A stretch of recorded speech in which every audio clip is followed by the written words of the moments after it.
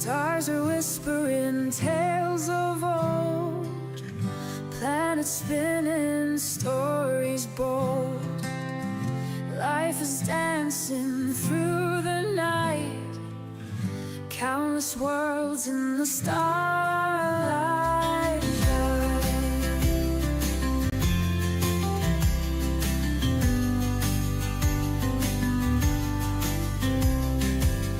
Galaxies full of mystery, infinite in their history, beyond our dreams and our sights.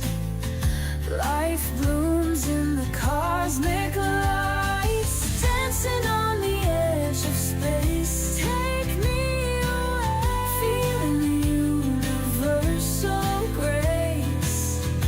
In the dark our hearts ignite, life across the endless night.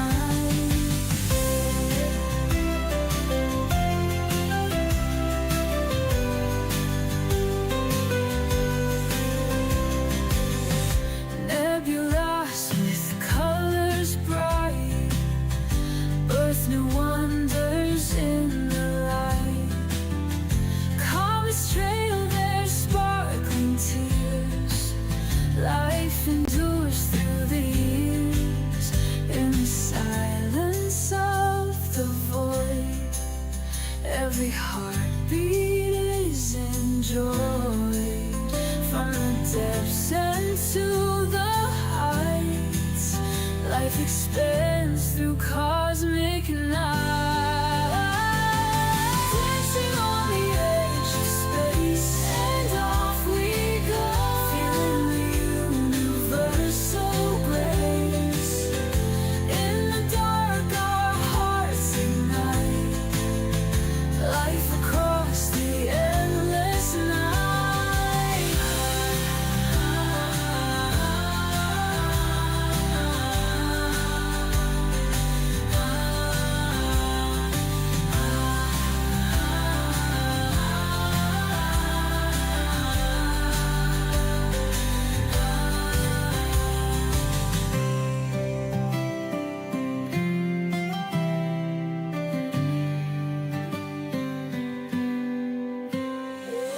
Dancing on the edge of space, and off we go, feeling the universal grace. In the dark our hearts ignite, life across the endless night.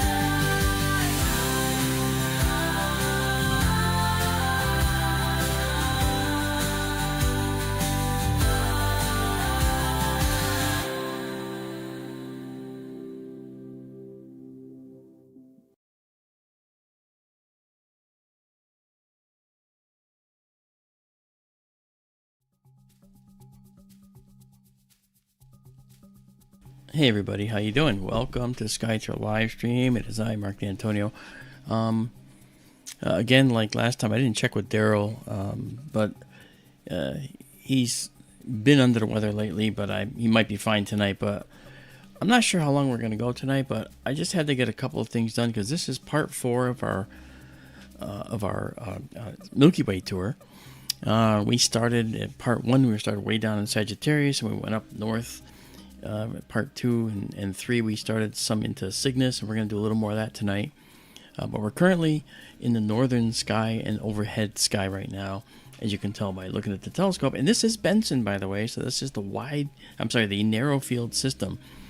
Now, the difference between the narrow field system and the wide field system, I'll show you, because I think it's kind of important to know what we're looking at. And let me get this for you. Very important to see the distinction. Now let me look here. And by the way, this object we're looking at here is called the Elephant's Trunk Nebula. We're seeing a close-up of it right here. All right, and when we actually get into it more, you'll see as we get into longer exposure here, you'll see more and more detail in there, which is really what's cool. That's what we want. All right, so let me do this. It's not showing the window for some reason. Don't know why. Oh well. Okay, I don't see the window. All right. Well, anyway, maybe I'm doing the wrong thing. But anyway, I just wanted you to see what we're looking at. This is the beautiful elephant's trunk. It's got this gorgeous look to it. And we're going to be looking at a bunch of other things as well. And I'm hoping that we'll have good clear skies. Just to give you an idea, if we bring up the sky out there right now, this is what we're looking at. Okay, this is not our all sky. It's another astronomer's on the mountain. And all we do is refresh, and we see the current view. Okay, so the Milky Way's right here. I know it's hard to see, but it's not really that hard to see. It just blows you away when you're there. He's just doing a short exposure. It's only a short exposure, and the camera's not very sensitive. If it was like the one we're going to use, you'd see Milky Way in full color, and that's what we're going to be doing in just a bit. Not, I say just a bit. When we get more donations, we're going to build our all-sky camera for Benson, because right now we can't. But as you can see, it's looking pretty. Now, the west is over here, so you get a little bit of a glow because the sun is set, and we still have a little bit of a glow. It's not fully dark out there yet, but we're still getting our beautiful nebula coming in. If you'll notice, guiding's been perfect. I'm going to try and figure this out, because I want you to see this. This is just incredible. So I'm going to let you watch this for a minute while I figure out what I want to do here. I'm going to try and add my window to show you. Okay, so we'll do that. Let's see. There it is. Okay, good. Yeah. All right, so this, let me do this. Okay, you see that little thing right there? The size of our field of this telescope is like this. Okay, that square represents the size of our field here. So when we look at this field, all right, we're actually looking at this tiny piece right here, and that's it.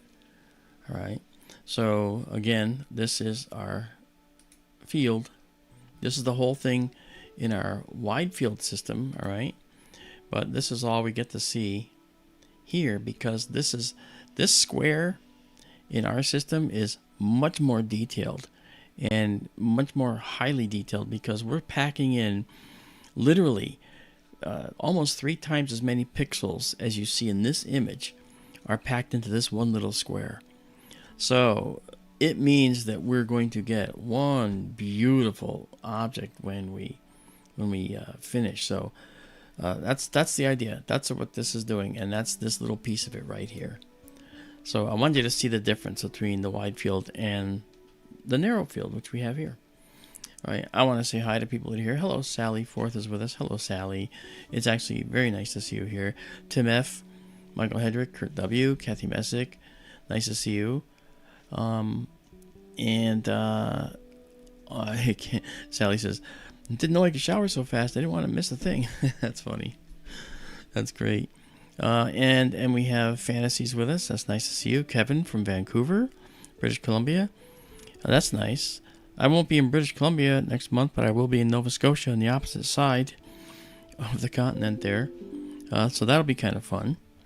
And then, sorry about that. And then we have down here, we have Ostains. I know Ostains. I remember you very well. You were, is it Jeff or Joel? I can't remember. Maybe I got it wrong, but we'll figure it out. Anyway, Judy M is with us. Rockstar is with us. Jeff Penn, good to see you, brother. And then we have Doug Petnout. That's nice to see you too. From Maine. Excellent. We're in Maine. I spent all my summers in Port Clyde. Yeah, down there in Maine. And every time I went there in the summertime to spend a month there, I'd have to use one of the boats there. That was how we got around. It was very nice. And we didn't have a choice. We didn't want to drive on the roads there at all. So we took our boats. We go from Port Clyde over to Friendship up there. And we'd get out at the town landing in Friendship and go do our shopping, hop back in the boat and drive back. It was a very different world, but it was very much indeed a fun time. James, John Osteen's, right. You had the Tycho. Yeah, that's right. Tycho model. That's good. Yep, you got it. You won that. Remember that, John? You won They won our KGRA game that we ran, and you got a nice crater of Tycho. I hope you still have it. Anyway, JSCO's with us, and did I miss anybody? I don't think I missed anybody. I'm reading all your comments too. We're 30 frames into this, and it's actually looking really, really pretty. And I'm telling you, this is something else. It's gorgeous, you know. So let me come down here, and let's just bring up music a little. This is a good one for the music.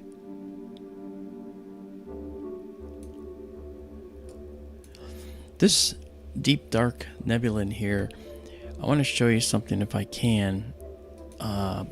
In the elephant's trunk, which we showed you, or the wide field, in this narrow field shot, this is that round elephant's trunk piece, and you got this trunk object here. You see all the dark nebula trailing off here.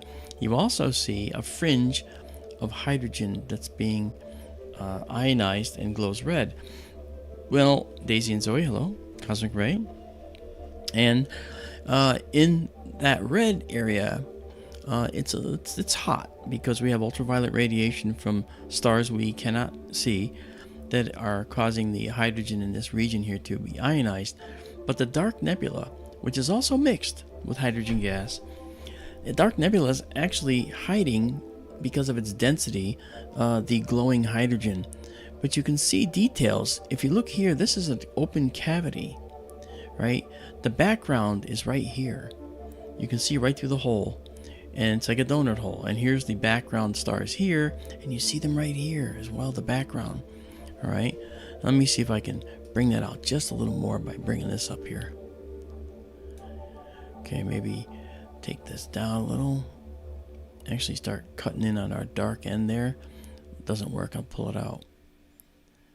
Yeah, so it takes some monkeying just to get it just right. Well, you'll notice that there is a fringe of red nebula inside here. That fringe of red nebula up there is an emission nebula that's in the open hole. Now, the stars in here, which looks like there's two, are actually very hot. And what happened is they cleared out this area, this star primarily. It cleared out this whole interior of gas and dust and opened it right up. And that's what stars do that are hot and young. They push all the dust away from themselves, leaving what we call a stellar cavity. A cavity in, not in your tooth, but a cavity in the cloud. And that's what we're seeing here, is a cavity in the cloud. So we're at 35 exposures here, and this is the elephant's trunk. I'm going to call it elephant's trunk take 2. Will be 2. All right, and we'll save that. Okay, and then save it just exactly as seen. Now, it's not going to be as bright as our wide field system, but when we process it, we can get all the same detail out of it, because we've got literally twice as many, two and a half times as many pixels in this image than we do in the other. And this image is actually perfectly square. Let's bring this down, okay, and drop that out of the way, okay, and let's actually move the telescope out of the way for a minute. All right, and obviously that's going to stay there right now, but I'll just show you as we zoom in. Okay, Yeah, I know this stays there. It's an always on top type of thing, so I have to avoid that. So we'll bring these back. There we are. Okay, so that said, you'll notice that we've got a lot of additional stuff in this nebula, and we're looking for any details we can find. All right, now if we play with the details, you can see now very subtle details showing up in here and on the edges and the fringes. Look at this detail in here.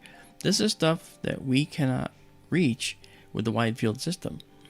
We can't reach this tuft of emitting hydrogen here very well either. This is tiny in the other one, but in this scope it's gorgeous and it has all kinds of beauty in it. Now we move over, we can see the rest of the elephant's trunk here moving over. Look at that darkness and that dark dust. Wow, that's something. Okay, so yes, so this nebula, I started this some time ago just to have something ready for when you guys came in. So we'll dock this back in there right now and see what's going on. All right. Yeah, this is beautiful. Okay, so what it can do is we can get rid of the noise by dropping this down, just like we do with the wide field. Okay. All right, and so we can get rid of some of the noise, like doing that. Okay. Also, want to show you, this is our guiding system that we're guiding. We're guiding on some stars here. This is the guiding graph. It looks very nice. It doesn't have very many highs and lows, no exaggerated movements, which means we're not getting any wind effect right now. And coupled with that, if we come over here as another double check, we can look at our full width half maximum filter.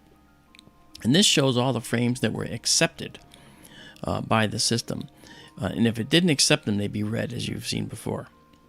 And right now, we don't have any that are at a loss. So that's fantastic. All right. So we're at 40 frames now. That's not bad. And we're doing a 35-second shot. Now, the way we're guiding and with this telescope, technically, we can be doing shots that are like 3, 4, 5, 10 minutes long. But this is an outreach observatory, and I want people to see things immediately. All right. Now, one thing that isn't correct in here is that we're using, well, it's not that it's not correct. We're using a special filter called the radian filter, and you can see it right there. The radian is like what's called a narrow band filter, and so it's darker than we expect. So what I'm going to do here at 41 frames, I'll save them, 42 frames, save exactly as seen. Okay, then we're going to come out. All right, and what we're going to do now is go back to our low light mode, and we're going to change our filters from the radian. And I can do that because we have a beautiful, nice filter wheel there. I'm going to change it to the UHCS, and you'll see it monkey a little bit. There it goes. All right, and we have to make sure the focus is correct, because the focus will slightly change, and let's make sure it doesn't need to change, but we're going to try it just to see. Yeah, we can actually do I'll zoom out. Okay, and let's go here, and let's actually do a focusing run. So we're gonna do that. Let me just make sure we need to, because I'm gonna zoom in now and see how our stars look.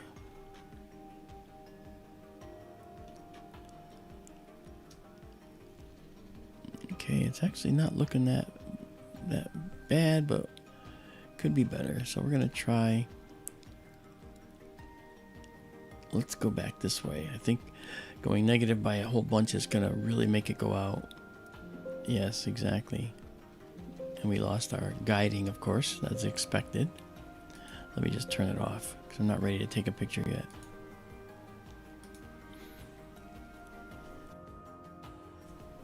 All right.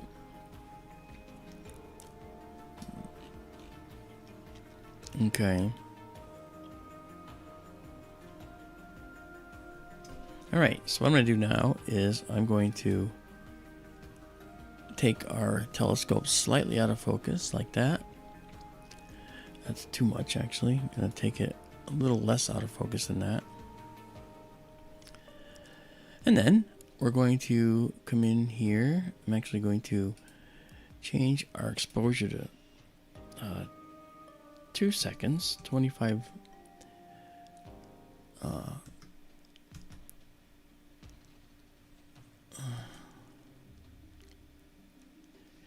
Okay, so now we have those. And we're going to go and do our focus run.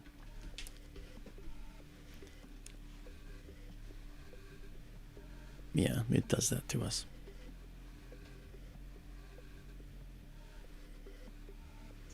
All right, so now we're doing our focusing run. And as it focuses, it's going to bring the stars into focus. Like, see, it's just gotten better. And our star count over here has gone up to 35 stars that it can see. When that number climbs, it'll plateau, then it'll drop as the stars are lost as they get fuzzier with the lack of focus. But we're doing, as I said, we're doing, see, we just dropped 1. And the longer the exposure that we take, like we're doing right now, 2.5 second exposure. And that 2.5 second exposure, different from the 1 second exposure we normally take, will help us actually figure out the focus better. And it will generate a cleaner curve down here. Okay, because sometimes it doesn't have all the data it needs. All right, so we'll see a vertical line show up in here at the low spot in the curve. And when it does that, we can say, okay, that's our best focus. As you can see, it's already going out of focus, so we're coming up the other side of the curve now.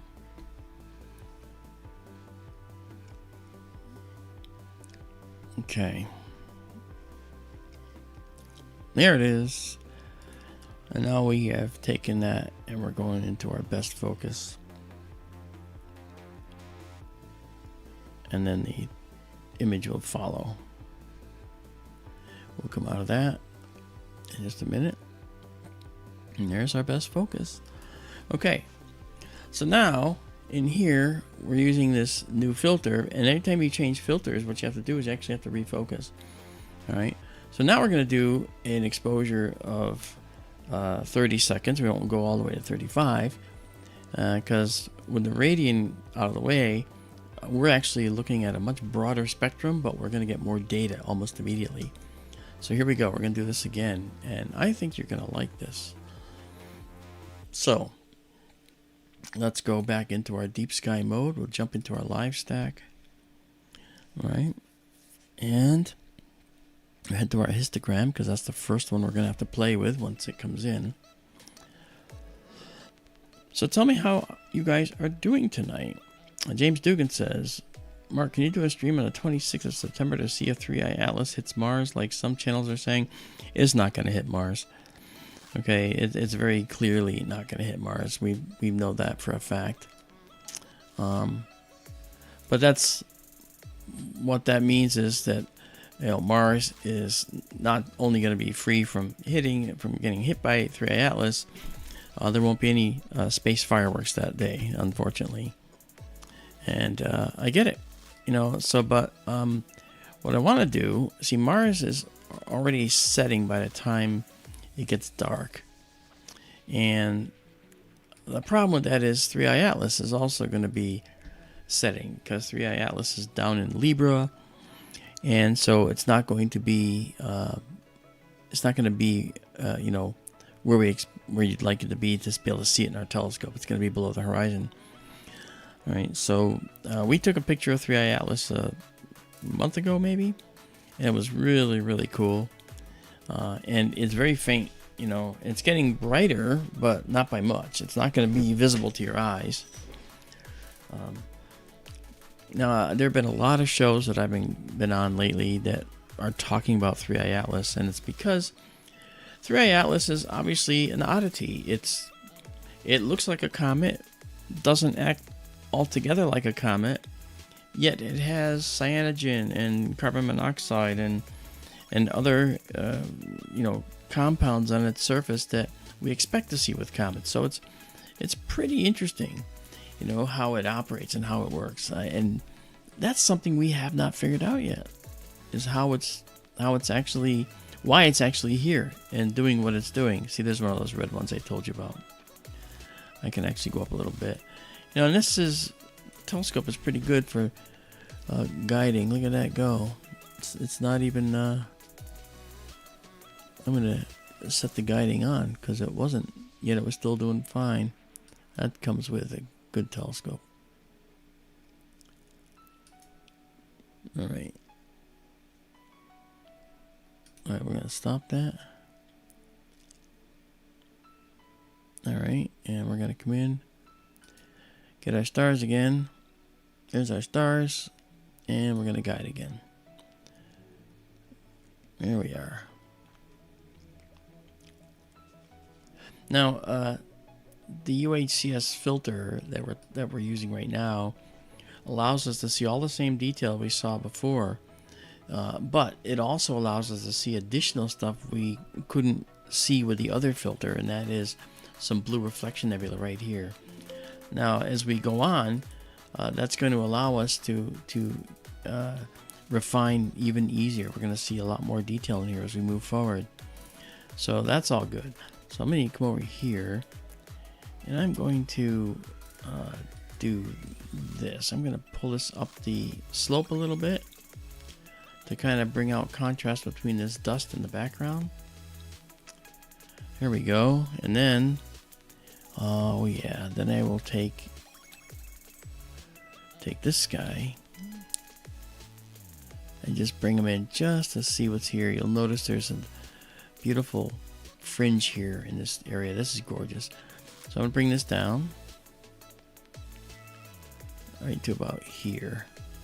And as we take more pictures, there'll be less noise in here, and we'll be able to actually image very clearly what's going on in here. All right, this is looking beautiful. So we'll see what happens. We have a few other places to go as well. So when we come back here, we're currently right here in the eastern sky. All right, but there's something else I want to see. I'm gonna look this up and see if we can find this. I don't believe this is up yet. I don't think this is going to be up, the thing I'm going to look for. The tadpoles, where are they? Yeah, they're down. Okay. Can't look at those. Those are beautiful in this scope, I would imagine. I haven't seen them. Okay, so right now, there's Cassiopeia there. And we want to be looking at Cassiopeia as well.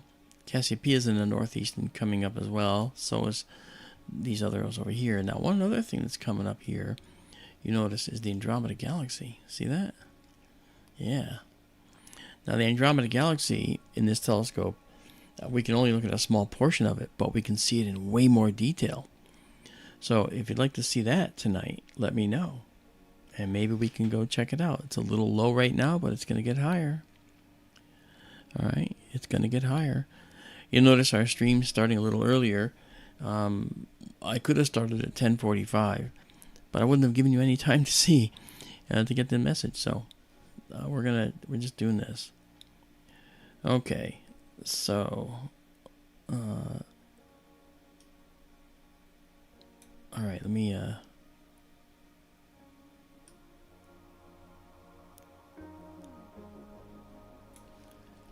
right. So we're up there, and if we look at our zenith chart here, we're actually pretty high in the sky. All right, and if we center up, oops, sorry, that's that thing. If we center up basically on where we're looking, okay, and zoom in, all right, you can see our field of view is this red square, and we're just about there. You know, which is really cool. Very, very nice.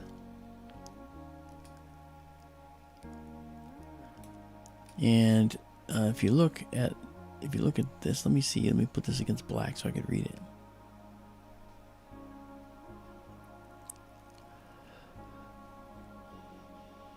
Yeah, okay.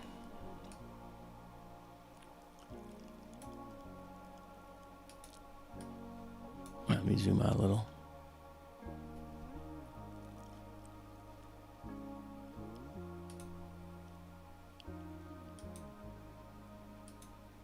All right, that's where we are.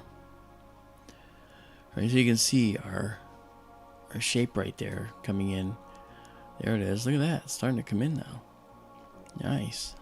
Very, very nice.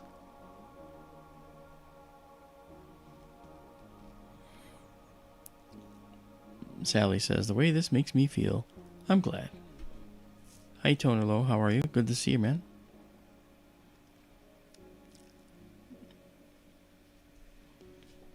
Yeah, you know, we haven't been able to stream from Benson because of the weather out there. And it's at 3,400 feet, and, you know, we do get a little more weather. And the monsoon's late to leave this year. But it's beautiful out there right now. And as you can see, that is from a few minutes ago. That was at 8:10. It's now 8:35 out there. And here is our sky now out there. So the Milky Way is right there. Looking nice. Looking really nice.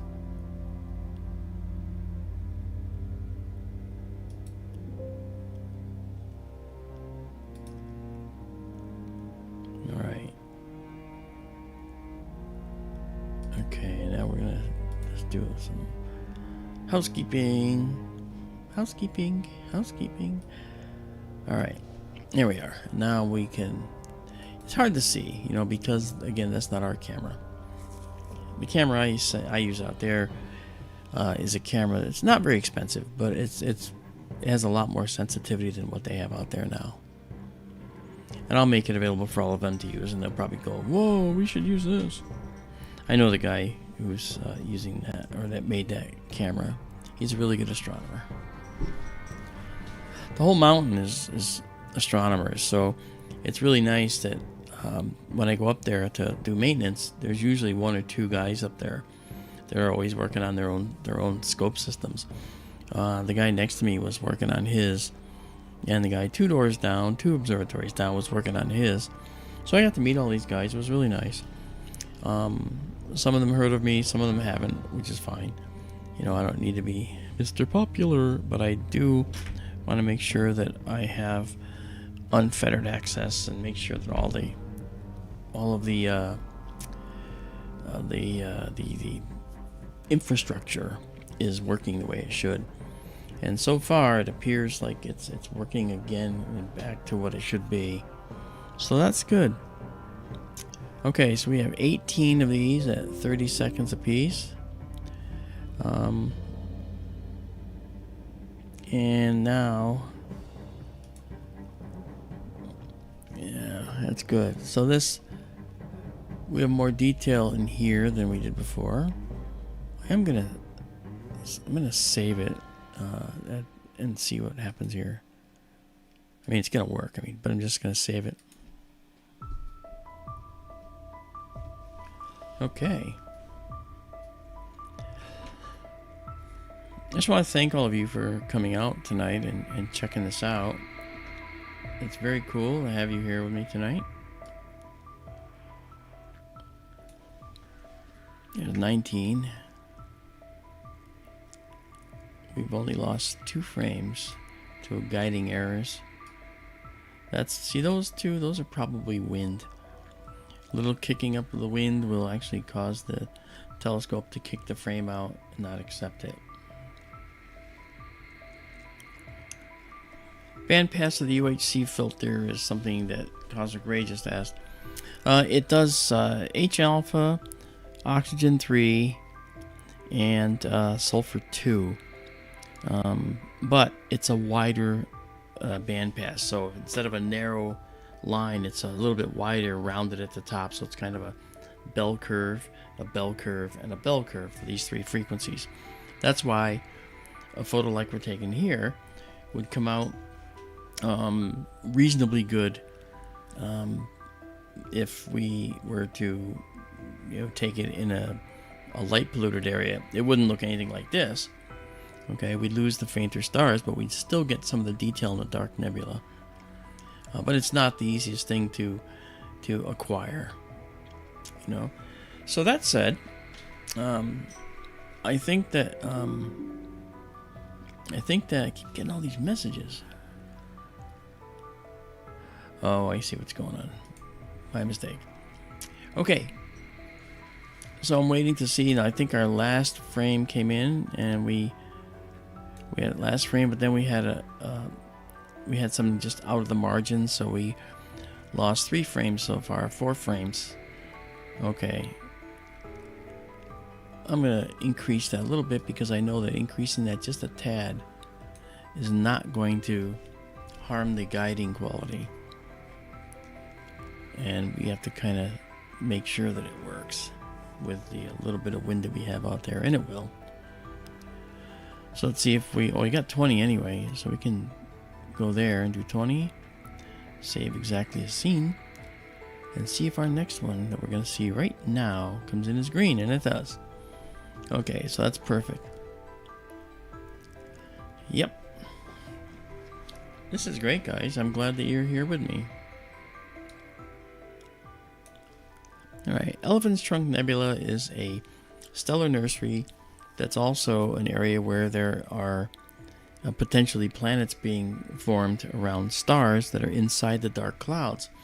Now, to the upper left here, out of the shot, you can't see, but way up here in the upper left, there's actually a very dark triangular cloud.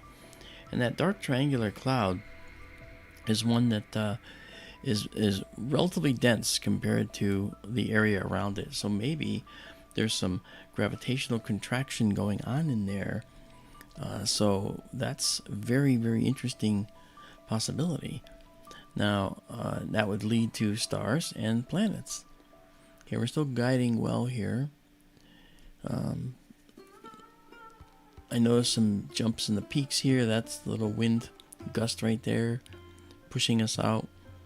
And it takes us some time to stabilize. That's what these other reds are down here, probably. Maybe this one. So, that's okay. So anyway, this is looking good. You're starting to see the subtle blue here and blue here, which is because of this blue reflection nebula, which is actually the starlight from this star likely having its blue light scattered by the dust that's in here. And this blue and this blue might be connected. And this might be a dark lane of dust that's between us and that blue nebula back there. See what I mean? So this might be a logical single blue nebula blocked by some of this dust right here. That happens all the time in the universe. Very nice, though. We'll go to 25 with this and move on to the next object. Okay, we're at 24 frames now. The next one we get that's a good one, we'll move on. Alright. There's lots of stars in here. You'll notice there's a lot of red ones. Okay, these little red ones right here, these are among the most populous stars in the entire universe, these little red ones. You can't see anything with the naked eye. Okay, not a single one of those you can see with your naked eye. And that's because they're too faint. But they are very much the kind of stars that populate the bulk of the universe. And they are the kind of stars that have the most planets around them. And those are called red dwarfs. Okay, kind of like the British TV series Red Dwarf. Who remembers that? Note it in the chat if you remember the show Red Dwarf. It's pretty cool. It's cold outside. There's no kind of atmosphere. Da, da, da, da, da, da, da. Remember that? That was the theme song. With my visual effects company, I was doing a show over in Britain, and I was doing visual effects of an underwater submarine because we were shooting underwater submarine models that we built here in the U.S. and shipped over, and they were radio controlled. They worked underwater. It was really great, and I was working in the special effects. Where was it? It was at BBC Center, okay, and I was on the second floor, sort of a loft area, and it was actually the special effects workshop, and they were building a model of a cockpit of what's a submarine called the Trieste, a sphere, and so I had to be there to consult with how they were building it, because I knew exactly how it was laid out and everything in it. And then I opened up a double door cabinet to get it some files and glue and stuff, and a model fell out in my hands right here. It was this big, about maybe 12 inches at the most. It was the red dwarf spaceship from the show. I was stunned. I went, this is in a glue closet. And glue and files. And what's it doing stuffed in here? And the guy, I forget his name, I think it was Alan or something, said, "Oh yeah, Mark, yeah, that's we just have no place to put this junk." I went, "Junk? This is not junk to me." I said, "I'll take this junk off your hands." He goes, "Oh no, put it back, Mark. Just put it back. That's all crap." And I put it back because he told me to, but I was like breathing heavy. It was like, oh, the red dwarf. It would have been so good to have that hanging from my ceiling. Anyway, further on, I was walking across the floor, and there was a piece of plywood just laying haphazardly on the floor.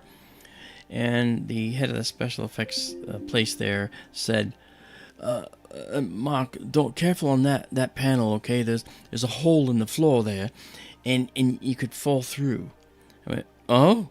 He said, and he lifted up the panel. I said, "Yeah, and there's a hole to the floor down below." It's like, whoa. And I was like, holy cow. And when he lifted it up, I noticed it looked like it was painted. And I said, "Oh, what's this from?" And he says, "Let me show you." And we walked to a storage room. We walk in there. He opens the door of the storage room, and there's no less than 10 Daleks from Doctor Who, with the domes and the creatures, it's they're those things, unbelievable. And I was like, holy cow. He goes, "It's not a Dalek." He goes, no, that's a piece of the TARDIS. I went, what? It's a piece of the TARDIS. And over in the corner were all the different TARDISes they used for all the different shows, because you know how it changed. If you know Doctor Who, you know it changed. It's like, oh, the TARDIS. You see, we're walking on a piece of the wall of the TARDIS. Well, yeah, it's a perfect piece of plywood for us. And it's like, oh, yeah, okay. So I avoided walking on that because I didn't want to disrespect the TARDIS and all the work they put in. They're just like, to them, it was junk. And now, at the time, that was among my first jobs in visual effects. And so, to me, that was blasphemy to use a piece of the TARDIS as a floor, a strengthener. And it was worse blasphemy to take a model that was so classic, like the Red Dwarf, and stick it in a closet with paint and glue, or with files and glue. And I was just blown away by that, Oh, hang on, my session just died here. Okay, it's back. Let me just bring it up. There we are. And so I thought that was just blasphemy. Oh, it's blasphemy. So I basically did all the rest of my work like I should. We were doing underwater work over in a special effects tank at Ealing Studios. The studio, our dressing room, just even more. Our dressing room they gave us to get the telescopes, to get the submarine models ready. We had several, actually 4 or 5. Absolutely exquisitely detailed models that all functioned. The dressing room they gave us to prep all these was a small hole-in-the-wall room. And when the guy came in, he said, "Mark, I just want you to know, this is Vincent Price's dressing room for all of his movies he did here at Ealing Studios. I was like, where I am sitting is where Vincent Price was? Yes. Wow. So we had Vincent Price's dressing room. We had amazing models from our history, and it was just incredible. It was a heck of an experience, let me tell you. Heck of an experience. So, blown away. Overall, blown away, but it was really, really a lot of fun. And I haven't been wasting time, by the way. I'm letting 35 images come in here, and we're down to 10 seconds left on this one. And then we'll move up to something else that's even higher in the sky. So I just thought you guys would be interested in those stories. That's just amazing. All right, there we go. We got 35, so I'm going to save it here. Save exactly as seen. All right, so this is now going up to the server at skytourlive.org, where you too can go and take this image down. Okay, what's the image? The image is going to be the one here that I'm showing you. This image right here is what you can download. This is available to you for free up there if you wish to download it. Okay, so we're going to come out of our object here, and we're going to just go back in and go into our low light capture mode so we can steer around the universe. There it is.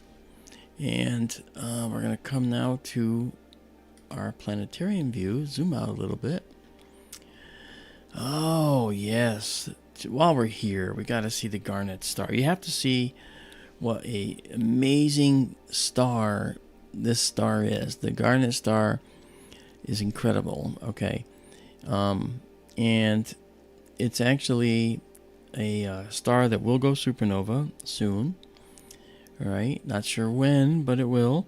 But we're going to go there now. So let's look here and see if our Garnet star will... There it is, right there. Look at that. Okay, so the Garnet star is an M-class star, which is a star that is cool at its outer extremities. Okay, and we're not going to actually take pictures of it because it's just a big bright red thing, but I should actually, just to show you that we don't get the same halos with this telescope as we do with the other. Okay, let's now try one other thing. Let me just tweak the focus a bit and see what happens here. Okay, I think that helps. All right, so this star is known as an M2, and it's a 1A, which means that it's actually a super giant, a red super giant, and that's what this star is. And so there we go. We'll put it right here, and now let's actually, I bet you it'll know if I tell it to find it. I bet you it'll know what this is. Yeah, see, it knows. Here it comes. It's called Mu Cephei. It's actually a very, very massive star. Okay. And it's known as Arrakis, or Herschel's Garnet star. Okay. So, that said, let's just take, let's just do a 10-second photo of it. Why not? Okay. And let's go into our deep sky mode here. It's a very, very massive star. So it looks massive in the view. See that? Look at that. Isn't that something? You notice the color? Or the color is this way because of the outer atmosphere of the star. Right? This garnet color. There's a lot of compounds, actually, molecules in the outer atmosphere of this star, because it is so massive that it's cool enough on the outside fringes of this atmosphere for molecules to form, and they will redden the light coming to us from the star. So the star's light is, in its core, it's much brighter, but because of it here, because of it being covered with dust and stuff, we're getting it looking like this. This is not dust. This is just light artifacts in the telescope. So let's see if we can make this look a little better. We're going to color correct. All right, and then we're going to do an adjustment here. That's better. All right, so to the left of our peak, that's where we want our black level. Okay, and you can see how beautiful that looks. That looks like a stoplight, doesn't it? Or, you know, like a light at a traffic light. All right, but it's actually a freaking star, a beautiful star. I'm gonna actually, since I'm getting some more exposures of it, I'm gonna do this. I'm gonna get its name again, and I'm going to actually make it the target name, so this way you can actually know exactly what it's called. I'm going to save the image with annotations, right, as well, and now that'll save to our Milky Garnet star directory. Okay, so now you'll know what it is, and we can save it exactly as we see it with 11 taken. All right, so if you want to go check it out, you just go to skytourlive.org, scroll down till you see the section that says I want cool pictures, and read the instructions, and off you go into the dark void of space and grab your imagery. It's all free. And no one's doing this. I'm telling you, I don't get it. No one's doing this. Okay, there's 14. I'll just save it 14. The more images we stack, the better the noise dissipates in our imagery. Okay, so there we go. So now we're done with that one. I just wanted you to see it. It was so nearby, you know. Okay. All right, Milky, and off we go. So now we're gonna go to something else, and that something else is gonna take us away from here, and we want to go higher into the sky. All right. We looked at the Cocoon the other night, but the Cocoon with this telescope is something that looks fascinating, because you're going to see how big this object is to our sensor. See that? We're only going to take a picture of the center of this object, which is exactly what I want to show you. So you can watch the telescope moving. Okay, there it goes. And now here we are. The Cocoon should be in here somewhere. Let's see if... it looks like it might be right there, but I'm not sure. Let's see. There we go.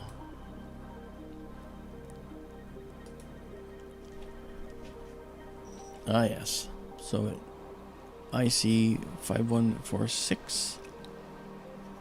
Yeah, so what we have to do is just go down a little bit and pull it in. Notice how big that is. Okay. I believe this is where it is. Alright, so let's give that a shot. Let's make sure it's as accurate as it could be. There we go. Yeah, we're good. Alright.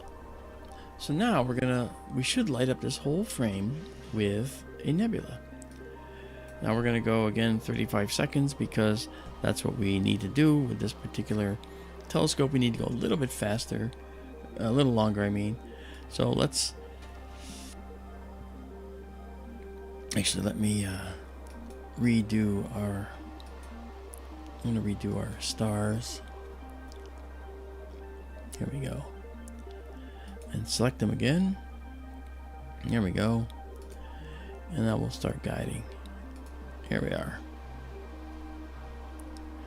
Okay, and there's our guiding graph, and off we go. So now we should be guiding fine, and we're going to start with our 35-second photo, which is already started. We're about 10 seconds in. So we're going to come out of this, and we're going to go into our beautiful low light mode and see what we get. The Cocoon Nebula is a roughly spherical nebula that was formed inside of a dark nebula, and so it's illuminated the dark nebula, and the hydrogen gas within it has been ionized. All right, so there it is. Okay, look at that. That is the center of the Cocoon Nebula. Beautiful. Now, what you don't see, because it's not that apparent because our field is not big anymore, is that up here you see lack of stars. There's a lack of stars, like you see all these stars out here, but then you see nothing here. That's because there's dark nebula around this. Lots of dark nebula. So that's a very interesting product of this region of the sky. Now I'm going to actually set this as our target name now. I know we shot this the other day, and that's okay. Alright, I'll save it like that, and then we can come out. Okay, now let's process this a little. Let's climb our dark curve up. You'll start to see blue showing up. That's because there is a significant amount of reflection nebula also in here, joining us with this emission nebula that we see, which is the hydrogen emission nebula. You can see blue. You'll see blue fringe around this starting already. That's with only 3 frames. So it's weird. If you remember us when we use our other telescope, the wide field, this is what it looks like when we zoom in, and it's not this detailed. Now we're getting all kinds of detail in here, and this is the core of the nebula, and you can see the blue around it already. It's starting to show up very nicely. Oh, it's beautiful. I'm telling you. I just like this. JSCO says, the Garnet's my mom's birthstone too. And your dad's? That's funny. Hey Otto, how are you? Nice to see you. That's very cool. Yeah. And Michael Hedrick says, Mark, are we time traveling with a telescope? Yeah, actually we are. Let's see if we can figure out how far we're time traveling now. All we need is a good chart. Okay. And the distance to this particular nebula is about 6,478 light years. So we're seeing this about 6,500 years ago. So you're actually traveling back in time 6,500 years by looking at this object. And you can see how dense the stars are here. You see nothing here. And that's because we're looking at dark nebula that is surrounding this. And it's actually really dark. Look at the detail in here. My gosh. I'm going to add an enhancer now. I'm going to add an unsharp mask. Watch this. So when I add that, you're going to see more detail show up. Wow. Look how much more detail is now evident in here. All these little nuanced details. Stuff we didn't get to see before. Let's try and bring that out even more. And we're going to do that, first of all, by actually changing this value. Let's write up our curve with our black level a little more. Okay. And this right here now, we're going to, if I move it up here, you'll notice that it gets really grainy. So I keep it down here, but what happens is, and what can happen, what will happen, is that as we get more frames, right now we only have 7, right there, see 7 frames right there. As we get more frames, it means that we will end up having the ability to move that mid-level in more, because there won't be a whole lot of noise as we move it in. Now, as an example, the mid-level's here, and you can see some grainy noise. But watch this. If I pull it way down here, well, now a lot of that noise is gone now, right? You can actually see some of the detail a little better. So what we're doing is we're basically riding on the crest of the noise wave, trying to bring this up as far as we can to the point where the noise is just starting to be noticeable. All right, and right now that's about here. All right, now let me color correct it, line up our curves a little more. Look at that. Look at the detail in here. You're looking at a cloud of dust that has actually spawned a star, and that star is right here in the middle. And that star, and look at this area. See this area? Like I told you before, it's like a clearing. Okay, the star is pushing dust and gas away from itself with its powerful young stellar winds, and it's actually moving that dust outward from its central spot. All right, but the star is hot enough so that its ultraviolet energy can ionize the hydrogen that's also in this region. There's hydrogen down here. There's hydrogen up here. There's hydrogen out here. But what's happening is the star only has a certain distance that its temperature can ionize hydrogen to.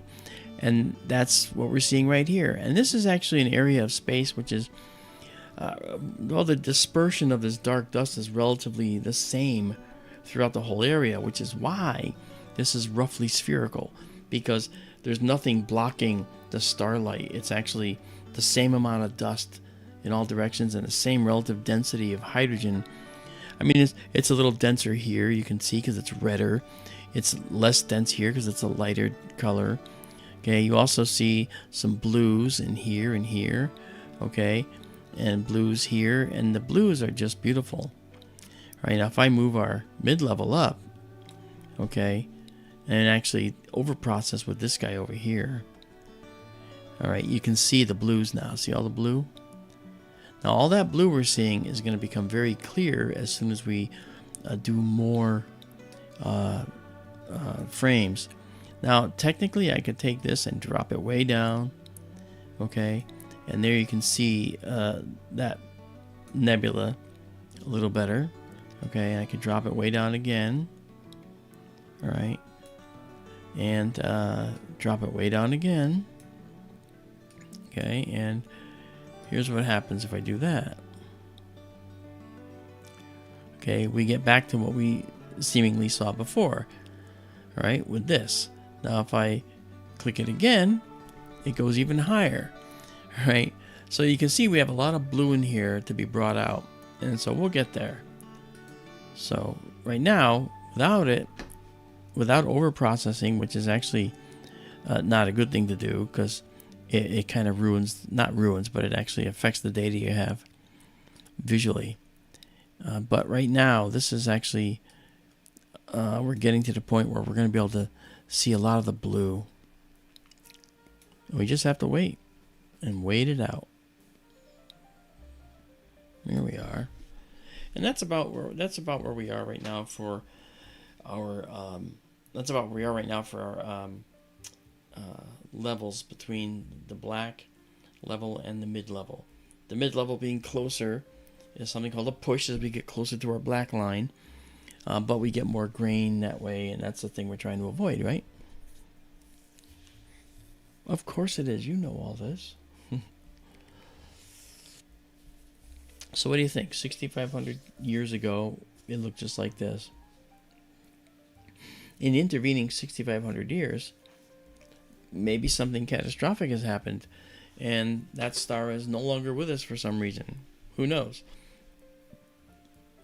Or maybe that star has had a change of evolution that caused it to be different, and if it's so, it might actually be a problem for what we might see coming from this nebula. But right now it's not. Right now it looks this way because of the, like I said, the distribution of dust and hydrogen gas in here. So if I was to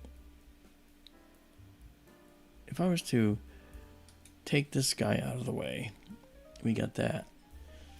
Look at that. You actually can sort of see the beginnings of fringing from this nebula where this material was.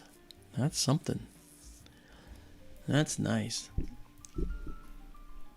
That's not a bad bit, guys. That's pretty good, actually. So you guys having a good time?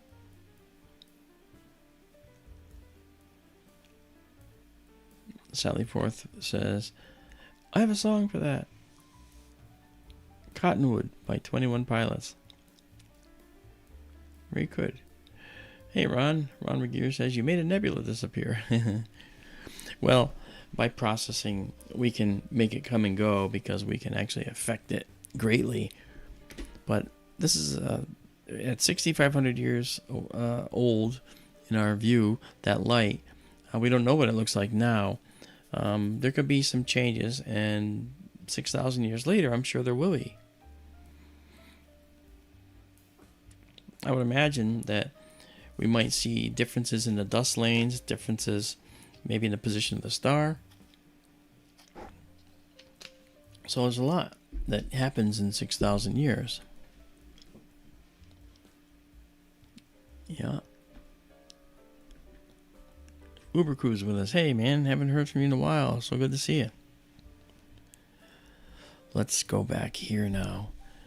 And let's go to our black level. We'll leave that there. Let's bring in our mid-level now that we've grabbed a few more frames. All right, let's try that. Remember I told you about the blue? Well, there it is. Can't miss it now. Okay.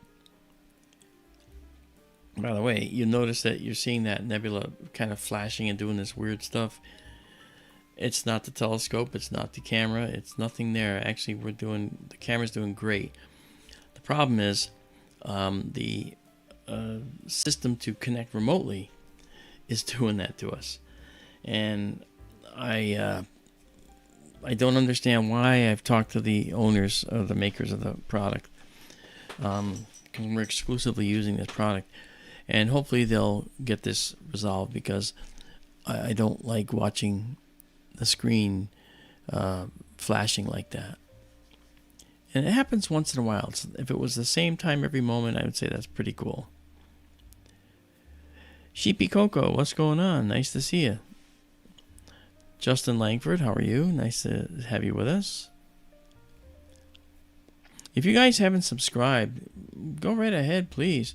I mean, please consider supporting us. I mean, you can support us on the Patreon. You can just join for free, which is fine. You can buy some of these beautiful nebulae on lots of products that we have. And you can get all these photos we're taking here for free. I don't charge for the photos. You can get them on glass and metal and framed under glass. You can get them like that if you want. And we have that facility on our skytourlive.org. When you go to skytourlive.org, you can also, if you want to donate to us, you can donate there. You click the donate button. I think that would be wonderful if you could, and that would really help us. We're trying to get more widespread, more known, and hopefully you can help us. Perfectly Rational is with us. How you doing? Says, I love that you're live streaming this. Well, thank you. Says, what software are you using to capture and stack and do levels? Oh yeah. This software right here is called Sharp Cap. All right, Robin Glover wrote it, and I talked to Robin actually somewhat frequently about Sharp Cap. I found it to be the best tool to actually do what we want to do. It allows us to dynamically stack. It allows us to do other things, and all what it doesn't allow is something that I like, and that's I like to be able to sometimes do something like you see on football games, where you have someone who says, and over here we have this, and over there we have that. It's called a telestrator. I like having a telestrator capability so that I can point stuff out, make it very fine, square, and so I can point out things, Like, for instance, that star, I could have put a circle around that star if I felt like it to show you the star, but we know what it is. All right, so that's a whole separate product altogether. All right, but it took me, because this telescope right here you see is 2,600 miles from me right now. It's out in the Benson, Arizona location on a plateau, 3,400 feet up, and it's 2.5 hours from our other telescope in the Sonoran Desert. And the Sonoran site we're not running tonight, but we usually run them both at the same time. But the Sonoran site's is having an overhaul, and so it's kind of cool. that we have this ability to do Benson tonight, because I've really been aching to do this, because I wanted to look at the Cocoon Nebula for a long time with this particular telescope, and it's really looking nice. All right, so what I'm going to do now is we've only got 25 of these stacked. The stacks are a little bigger and the time's a little longer when we do with this telescope, because the speed of the telescope photographically isn't f1.8. The smaller the number, the faster it is. It's f7, so it's a little bit slower. Okay, so that said, let's pull this up here, and now let's see if we can just eke out a little more darkness. There's a lot of detail in there. I'm going to do this. I'm going to actually bring this down just a bit. Yeah, that's good. Okay, and then let's see if we can bring our mid-level up a little more. Oh, and we can. Look at that. So what's happening is you literally watch the image develop like a photograph over time. And that's really cool. Remember that first one we saw was sort of dark red and kind of grainy. Now it's looking a lot better. Very nice. C&D boy, how you doing? Good to see you. Thank you for joining us. Also, thank you for putting up the links to our shop and stuff. That's very kind. Absolutely enjoy that you do that. Yeah. So, that said, we have 28. We'll go to 30, then stop. While this is going to 30, let's go check out the next place we may want to go. I know just a place. Because we have sound now from the Benson scope, I hear a train. The trains out there are miles long. I don't know if you can hear that. Maybe you can. Yeah, well. The trains are like miles long. And they're very, very... They actually carry lots of material day in, day out. Incredible. Okay.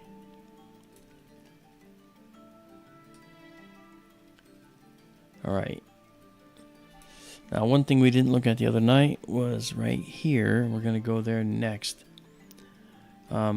This is a beautiful location, but this is where we're going, JSCO. It's going to be the Crescent Nebula. And in this telescope, the Crescent Nebula shows with so much detail. It's incredible. Uberku says, that's funny, I too hear a train at the moment. Uberku, where are you located? You're not located down in Arizona, are you? There's 30. 31, we'll save it. Excellent.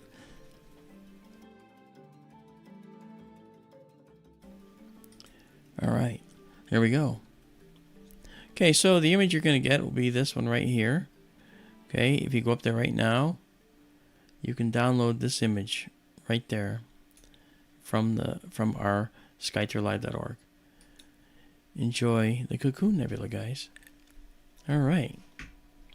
Okay, so now we'll come out and go to our next object.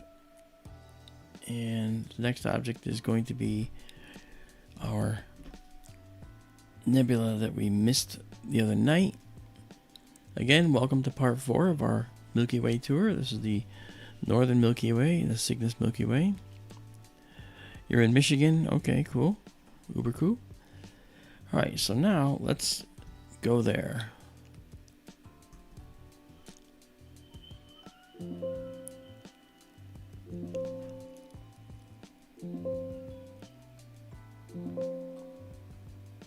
Okay. And you're hearing the guider complain because we stopped guiding, which we did. Okay. All right, now I have to find the nebula. It's well, actually, I can figure it out from this maybe.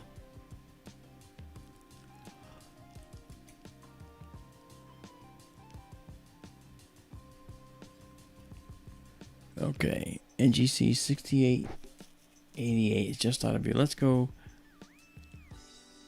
here and down here. Zoom in.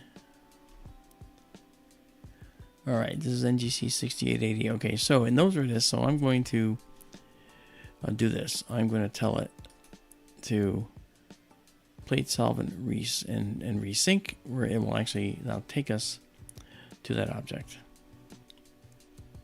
So it already succeeded, so you'll see it shift a little bit. There it goes. And here it is. All right. Now I have to move it over a little tiny bit. Okay, we're gonna go this way. Yep, like that. All right, because it's going right here. You can see there's a faint nebula in there. All right, let's I'm just gonna take a 12-second shot just to do placement. I think this is it right here, but I want to make sure.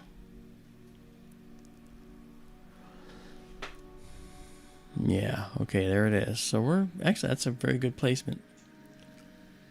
All right. Okay, so that said, we're good. So now what I'll do is go back to here for now, our 1 second frame, and then we'll come back in to our guider, and let's actually get some stars. There's some stars, and let's grab a bunch of them. Here we are, and now we'll guide on those. There we are. So now we're guiding on that star. Beautiful guiding graph there. That's not so bad. All right. Hey, Marco, how you doing? I just noticed you arrived. Good to see you. SharpCap is Windows, perfectly rational. I don't know if it works on a Mac. I don't know if Robin wrote one for the Mac, but it's actually it actually works very well. Okay, so let's come back here now, and let's set up our exposure. And this one's going to just be 25 seconds, because this one doesn't need that long. All right, and we're going to just test our star focus as well. As the temperature drops, right now the temperature is 28.66 Celsius in the building. Now let's go to our live stack now and get our first frame. We're sticking straight up in the air. There it is. And it's, I think we need a little, you have to move it a little bit. Okay, so we'll do that. We're gonna also do a focus because we need it. I'm gonna move it over a little.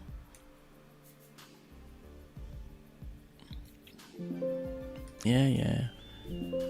You should complain, because I gotta remember to shut this off before I before I move things, but that's just me. All right, it literally fills the field, so it's tough to get it all. Okay, now we're good here. So this is the extreme edge here. All right, now let's see. Now what I want to do is what? I want to focus, do a focus run. And we have enough stars in here. Let's see if I can focus without, well, actually, Oh, I may have just done the right thing. Let's find out, shall we?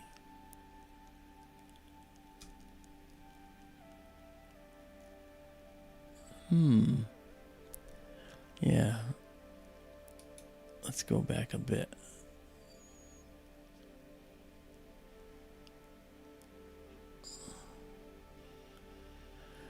Just trying to focus some more, that's all, guys. Once in a while I try just doing manual focusing if it's bright enough, but it looks like it may not be, so we'll see if we can go back the other way. All right, that's good. And we'll do 1.5 seconds for this one.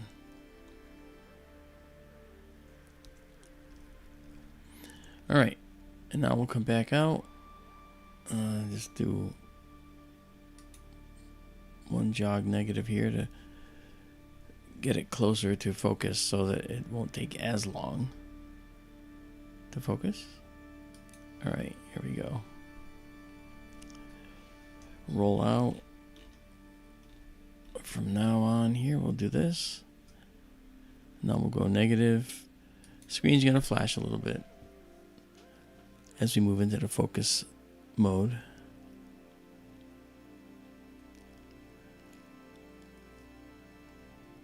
Okay. Yes, sir. Mr. Django, how's it going? How is Belgium this morning?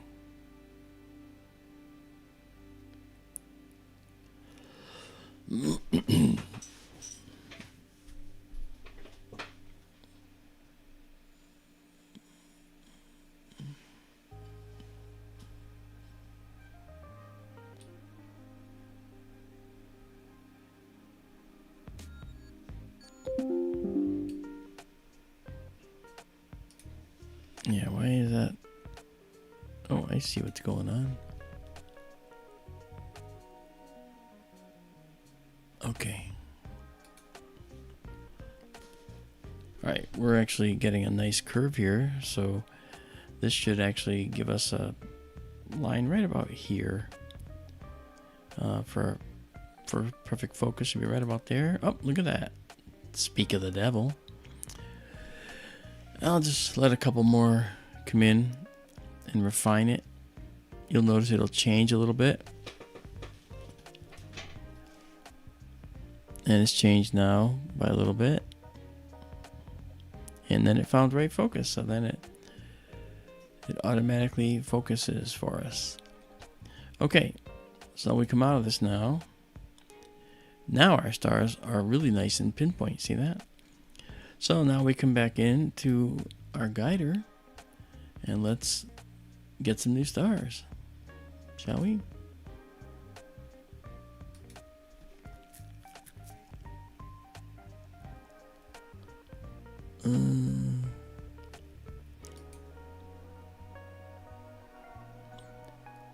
And off we go. All right, so we're guiding now. And now we're going to give us some exposure. What are we going to do? How many? I said 25 seconds, so we'll do 25 seconds. Off we go. Now let's go into our live stack low light mode, or deep sky mode, I mean, and check out what's coming.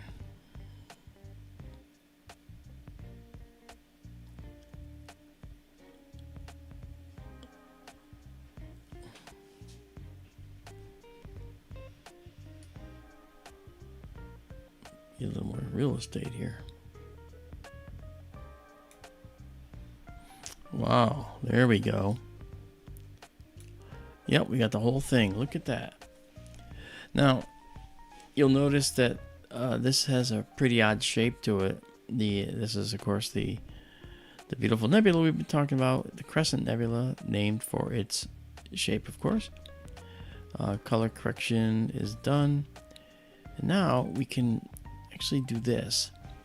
And what it does is it softens the noise, but allows us to see some of the subtle detail.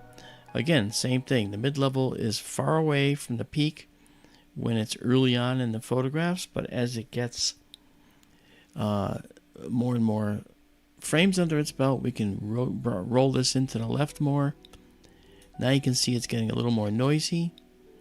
There's the peak. Mr. Django is still on vacation in the south of Spain. We hate you. Just kidding. That's cool, man. You deserve it.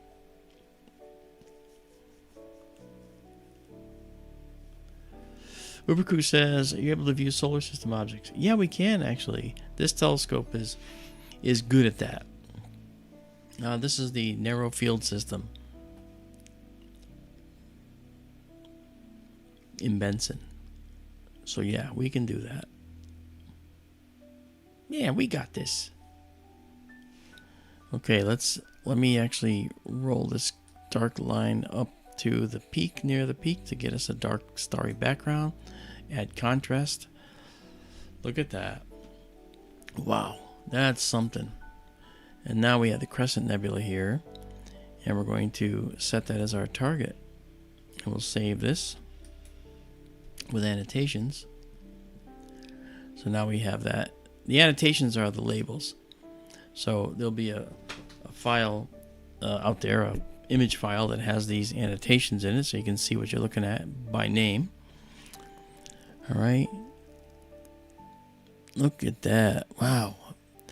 I'm astonished all the time when I use this telescope because the wide field system is beautiful. It shows us these beautiful expanses of nebula and so forth. But what it doesn't do is what it's not meant to do, and that is it's not meant to show us all the detail inside a very small section of the sky. It's a broad brush. It takes wide field shots. This telescope is a very narrow field of view, and that narrow field of view has more than twice as many of the pixels as the wide field system. So it actually makes it very, very much more detailed in that region. So, the region we're photographing. So we only have 8 shots, and already we're seeing all this tremendous detail up in there. See that? So if we actually, let me, I don't need to take that with me. Let's just take this. All right. So this star right here, that guy right there, see him? That one. That star is the one that's causing all this stuff around here that we're seeing here.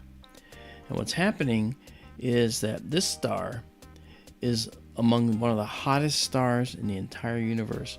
And the reason is because it's a special type of star, and it's called a wolf, like the animal, Rayet, R-A-Y-E-T. And Wolf and Rayet were astronomers. And those two individuals discovered these monster stars out there that are so hot and have such powerful stellar winds that they blow their outer layers off, like this is done all around the star. And this star, what you're seeing effectively right there is the exposed core of the star left behind. But it's still doing fusion at a furious rate.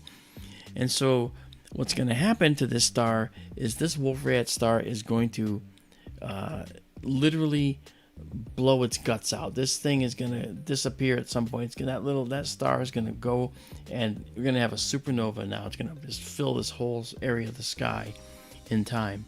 But this whole nebula around us here was generated by that star right there.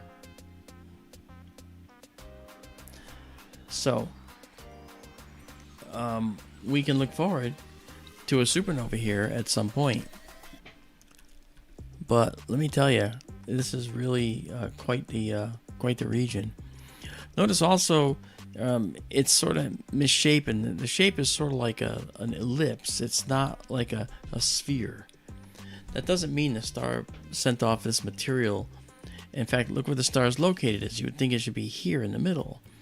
Well, the reason it's here is because of two things. First of all, the area the star is in is not dust free. There's a lot of dust and stuff in here, in this region.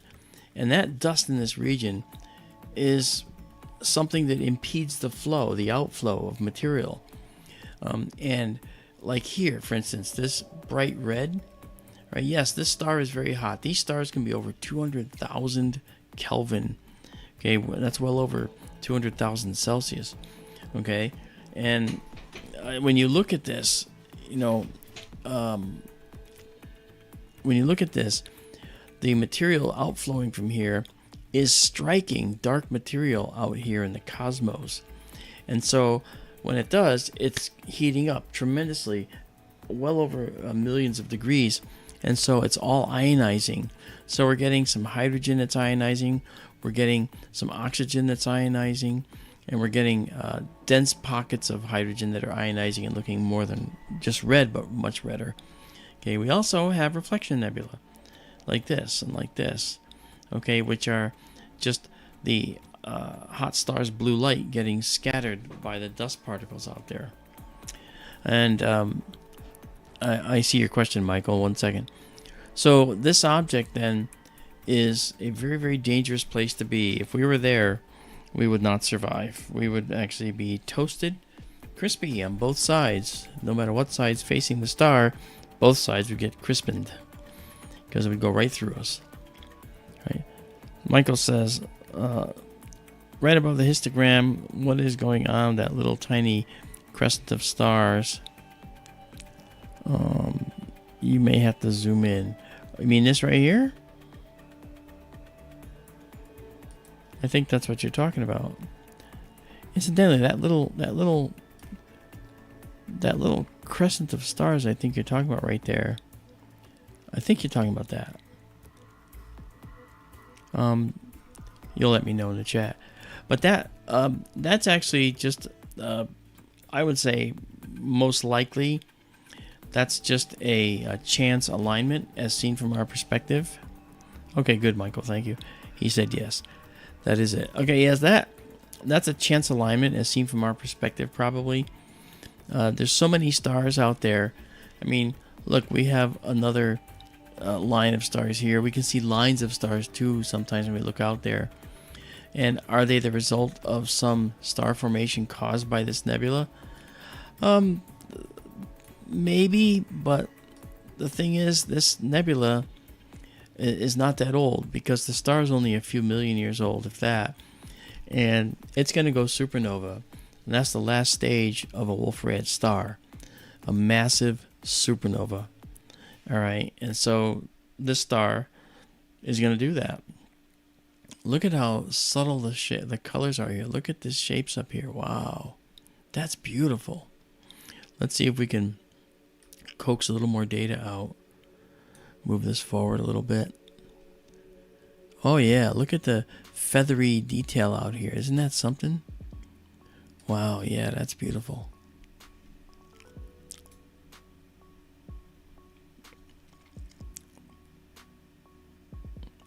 That's amazing.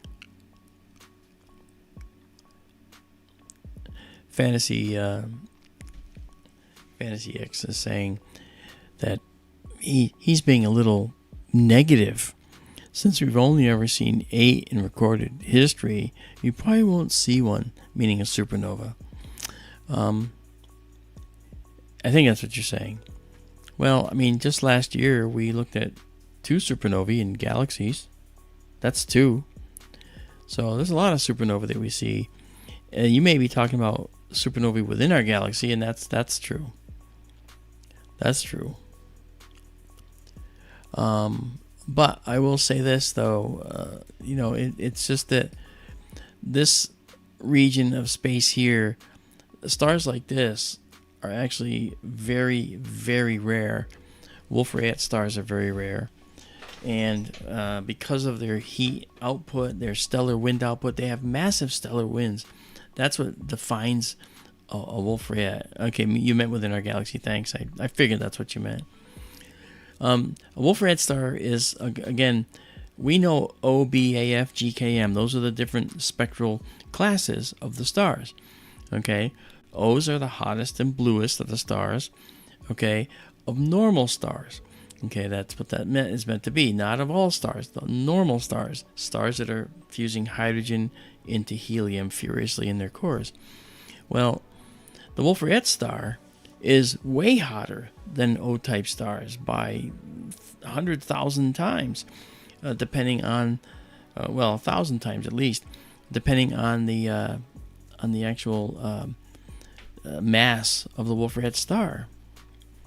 So there's a lot to consider with these particular stars. Luckily there's none close to us, because we would not survive the ultraviolet radiation. I would not want to be on this red star if that red star was near it.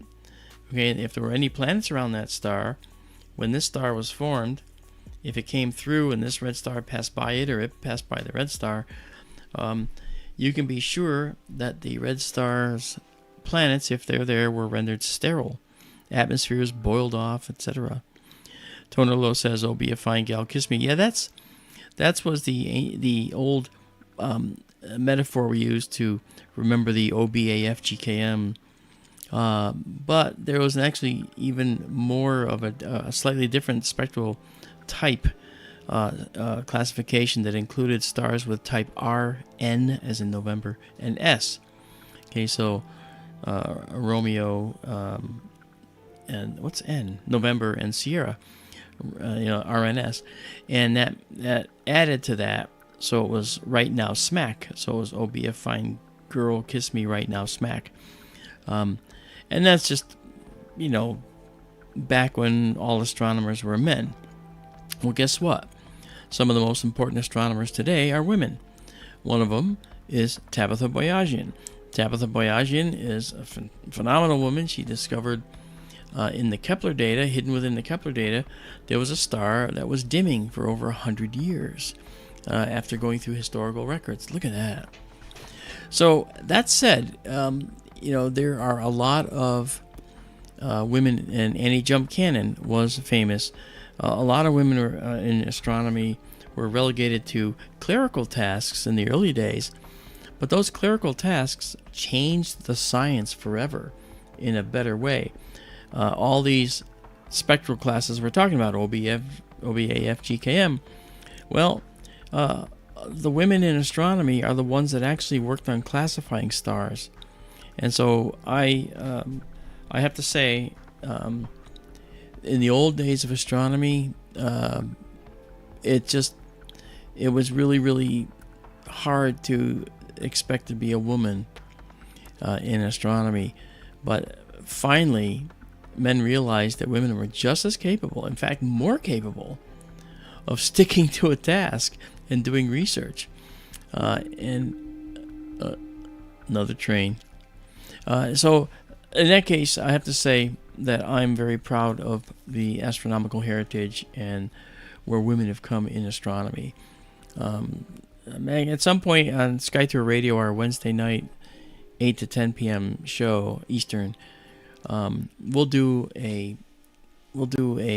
story, or actually a show about famous women in astronomy, because I think it behooves everybody to know just what kind of contributions women have made. They're no less capable because they're female, and I think they have insights sometimes that men miss, to be honest with you. I've actually encountered that. So it's all good. This is actually a very good framing for this. Look at the full extensor in here. Look at that. Really nice. Look at the fringes out there. Oh, this is beautiful. Now, just so you can get an idea, we have 35 exposures. Now, the total exposure we've done is 14 minutes, 35 seconds. So this 14 minutes, 35 seconds is really, really good. So like a 15-minute exposure of this gets us this in this telescope.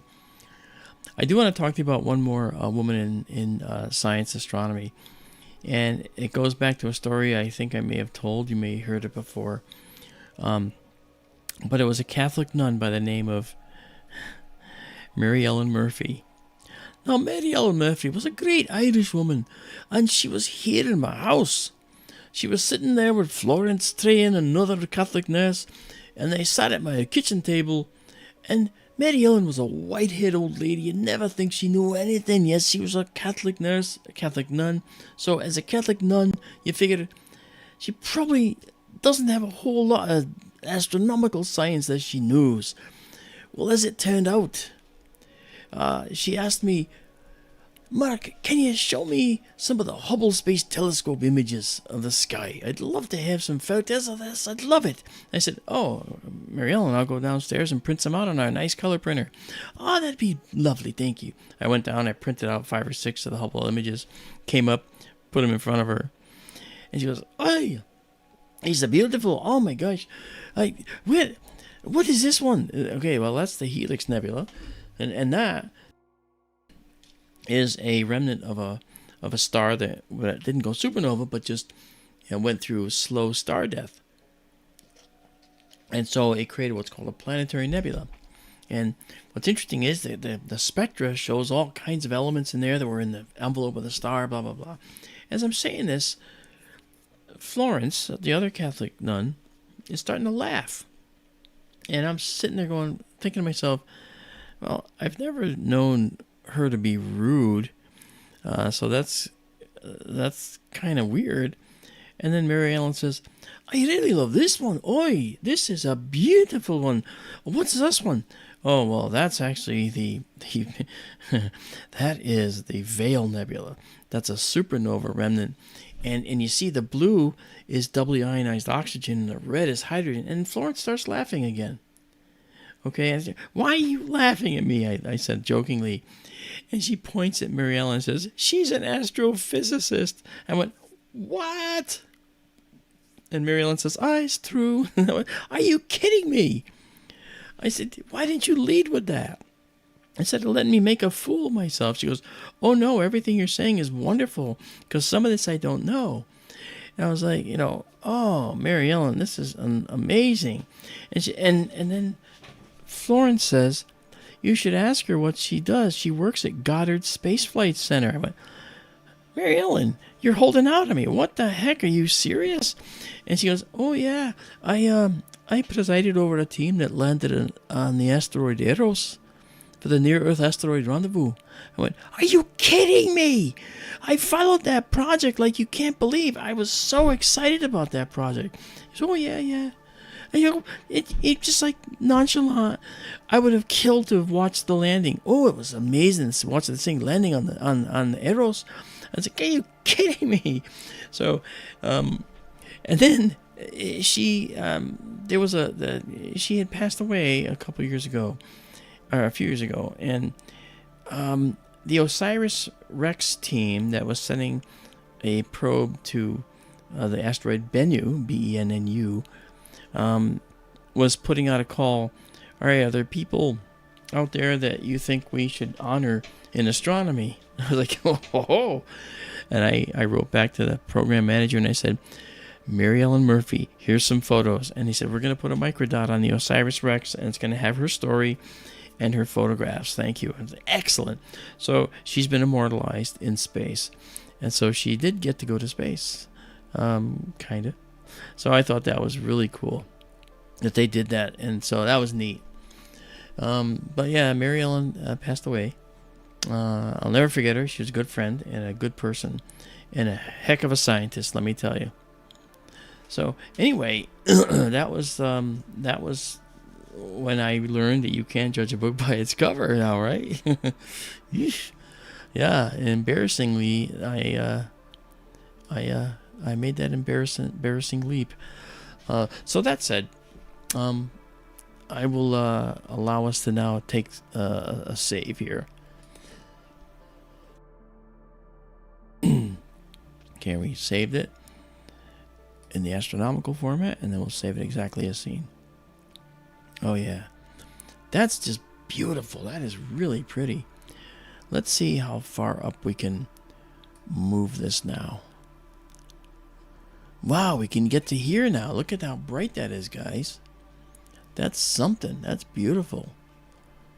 Look at that. And we can even darken the background of space just a little more by making our dark level just get up to the top but not quite cross it. Oh, look at that. We're going to save this again. Save it just like that. Wow, that's something. Oh, absolutely love it. Hey, Uberku says, sweet story. You know what? I got to tell you. I'm not afraid to say when I'm wrong. I'm not afraid to eat humble pie when I make mistakes. Trust me. I left my ego at the door when I used to be really arrogant about my astronomical knowledge in the past. I say really, not that much, but I would not really think too much about trying to help people learn more. It's weird, I know, because you know me as someone who does. So what changed? I think what changed for me is when that was good. Let me just save it 50 and we'll get out of here. What happened was I ended up I started to realize that people being allowed into a discussion, whether they had knowledge or not about the topic, they could still teach you something. And that was very important. And that was something I had not really considered in the past. And so, and this was probably 15, 20 years ago when I realized this. I realized everybody I talk to can actually teach me and has taught me things. All of you. I mean, I'm no know-it-all. I mean, yeah, we have our knowledge base, right? Okay, I'm an astronomer. Whoop-de-doo. Okay, it means that I spent a lot of time learning about a certain thing, as best I could. And look, I'm fuzzy now because of that. My mind is fuzzy, see? Okay. So that said, I spent a lot of time learning about one thing, right? But, everybody has their specialty. And I learned that, and that's the thing that I give to people. So when you make observations about this, sometimes you're making observations from your perspective that I might not even have thought of. And I think that's pretty cool. What's not cool is this. I want to get focused again. There we are. All right. So I almost don't want to stop because it's so beautiful. All right, I'm going to save it. And save it again. And then I'm going to get out. It's up on the network. You can get it. I can get it. Oh, that's beautiful. Okay. Man, that's something. Holy cow. All right. Now let's go and come on. Look how faint it is, by the way. But it's bright to us, to our telescope. Now I'm stopping that. Remembering to stop that now. Let's come back in here now. And let's back out of this. All right. We looked at this nebula the other night. And we looked at part of the North American nebula the other night. All right, and this is, I think, is the Tulip Nebula. But let's back out some more so we can capture this. All right, now, I think where we want to go, because it's literally right over our head, is we want to go to the eastern veil. The eastern veil is beautiful, and there we go.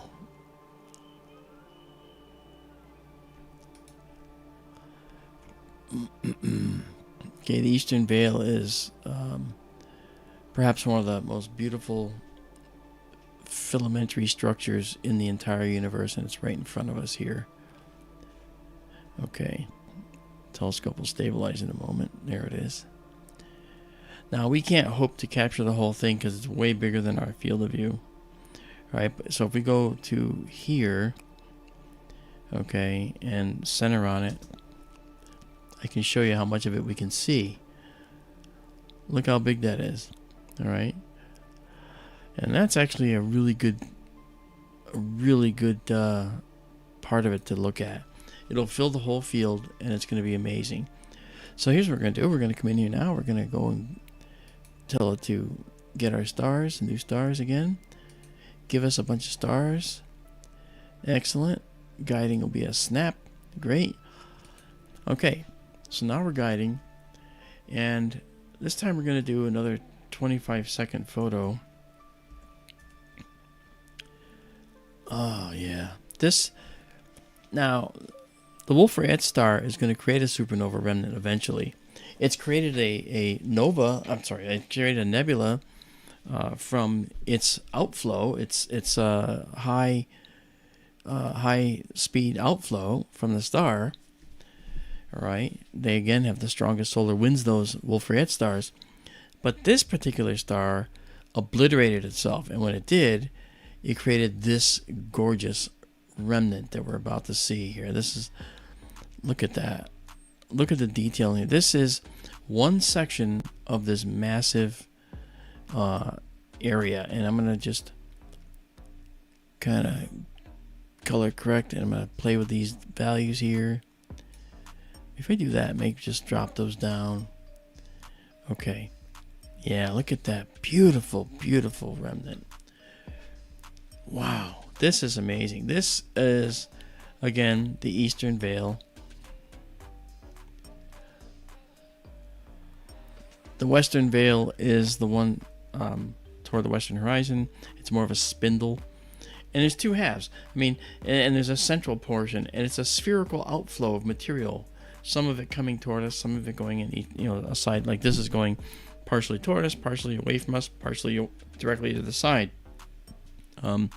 Pretty cool.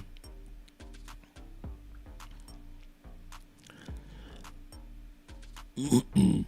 Django says, with my Red Cat 71, which is a great scope, the 533, which is what we're using, the 533 MC Pro, which is our camera, you still need to do a 4-panel photo to capture the whole veil. The whole Eastern Veil or the whole veil? Steven, which one are you talking about? All right, let's bring this up the side to give us a little contrast. We got more down here, by the way, if you'll notice. So I could just do this. We could drop that out of the way for now. And now we've got this. So now you see the whole frame, and we can actually kind of zoom in a little bit. This is beautiful. Look at that. Wow. Let's see what our settings are. I'm gonna, oh my gosh, yeah, the color's even too bright. I gotta drop it a little. All right, let's do that. A slight color shift. Look at that.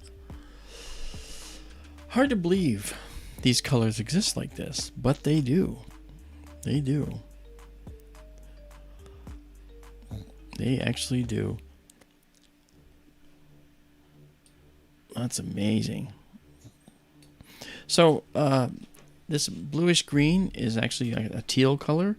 That's actually the color of doubly ionized oxygen. When ionizing, electrons drop back into the atom, they give off light. And when two electrons do that, they actually give off, in oxygen's case, a teal colored light response, and that's what we see here. The red, on the other hand, is again what we know as hydrogen. Hydrogen is actually being ionized and has one electron. It bounces off, and then when it comes back in, it gives off light, and we get a red light characteristic. It actually makes many transitions into the atom, but the predominant one is this one here, going to the red that we see. Wow, incredible. We've only got 9 stacked, and we're already seeing tremendous detail in here. Very subtle detail, too. Geez, beautiful. Wow. See, it's like, darn it all. It's on nights like this when I just don't want to go to sleep, because I want to just keep doing this. I've got a giant curved screen over here on my left and another screen over here. This is the broadcast screen. This is the curved observatory feed screen to my left. So you see me looking this way, but I'm actually looking right at that. Okay, looking right at this. All right, so just incredible. Wow. Absolutely incredible. Oof. Man, oh man. Can't get enough of this. All right. Yeah, that's something.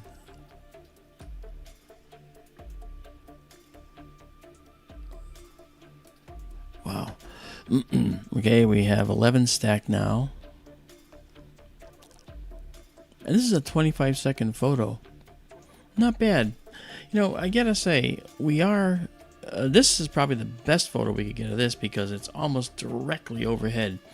Why is that important? Because we're looking through the least amount of air to get to this object, light years away.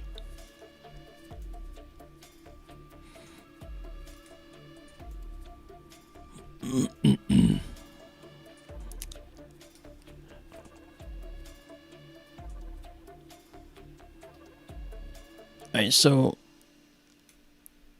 there's some discussion about the actual distance to this object. But they think it happened about 8,000 years ago, and they think its distance is about 1,500 light years or so. So that's, you know, it's notoriously hard to gauge distance to something like this.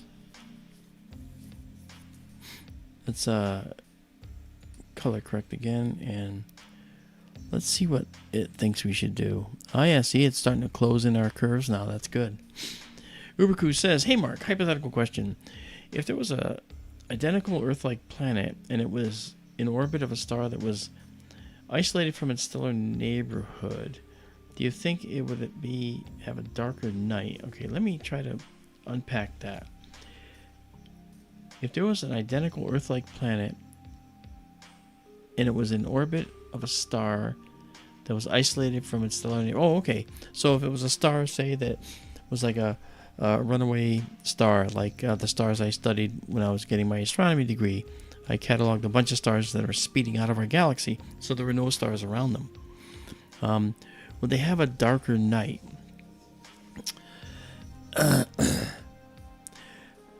Probably not. I'll tell you why. The reason is because there's a lot of things that make the night sky bright. Now, there's a whole bunch of stuff that you may not even know about. When the sun heats up and the radiation hits the molecules of nitrogen and oxygen and sodium in our atmosphere during the day, they charge up, kind of like a little battery.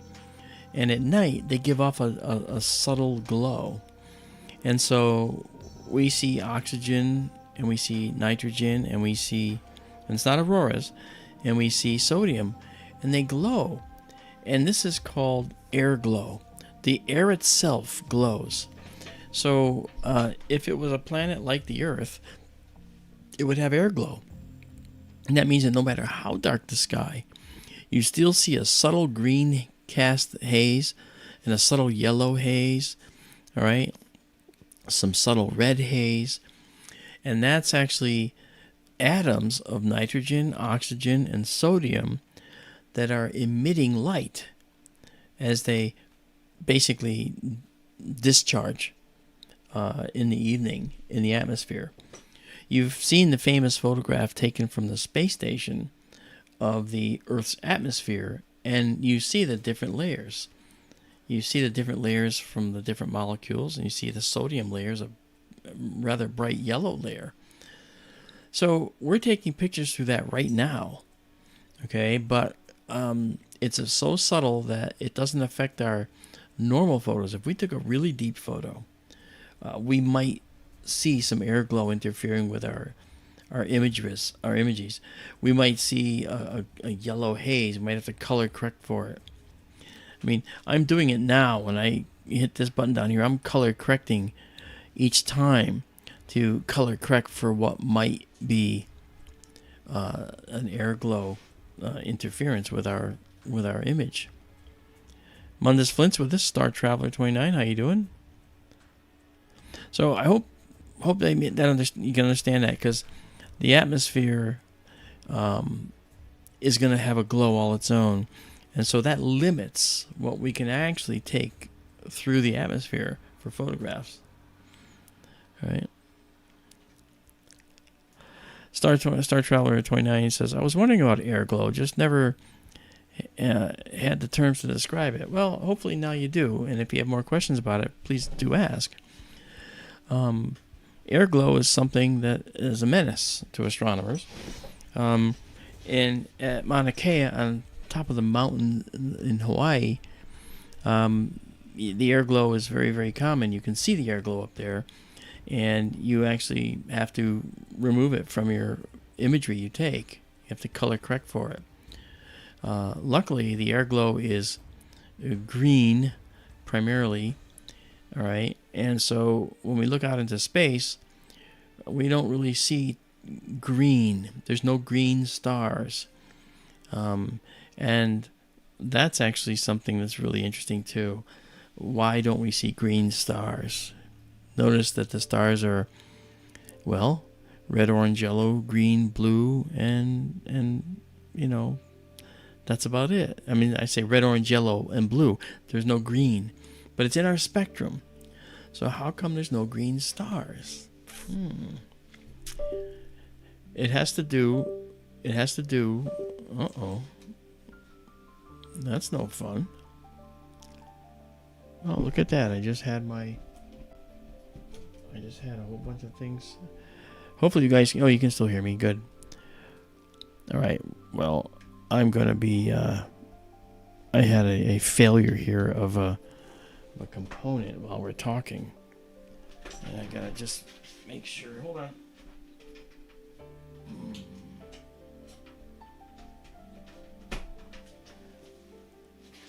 Okay, I think I fixed it.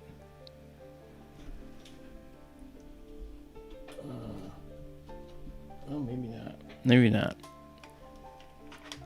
That component failure doesn't affect our stream, so don't worry about that. It just affects my camera, so I don't...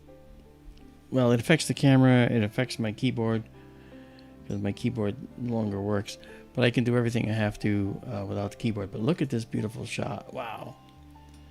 Now there's a little bit more above and a little bit more below.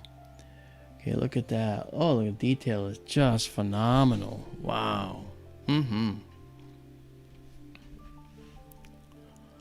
Just phenomenal.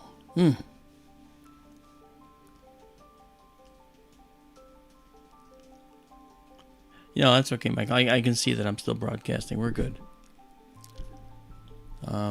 It's just you don't get to see what's going on with me for some reason. All right, let me see if... while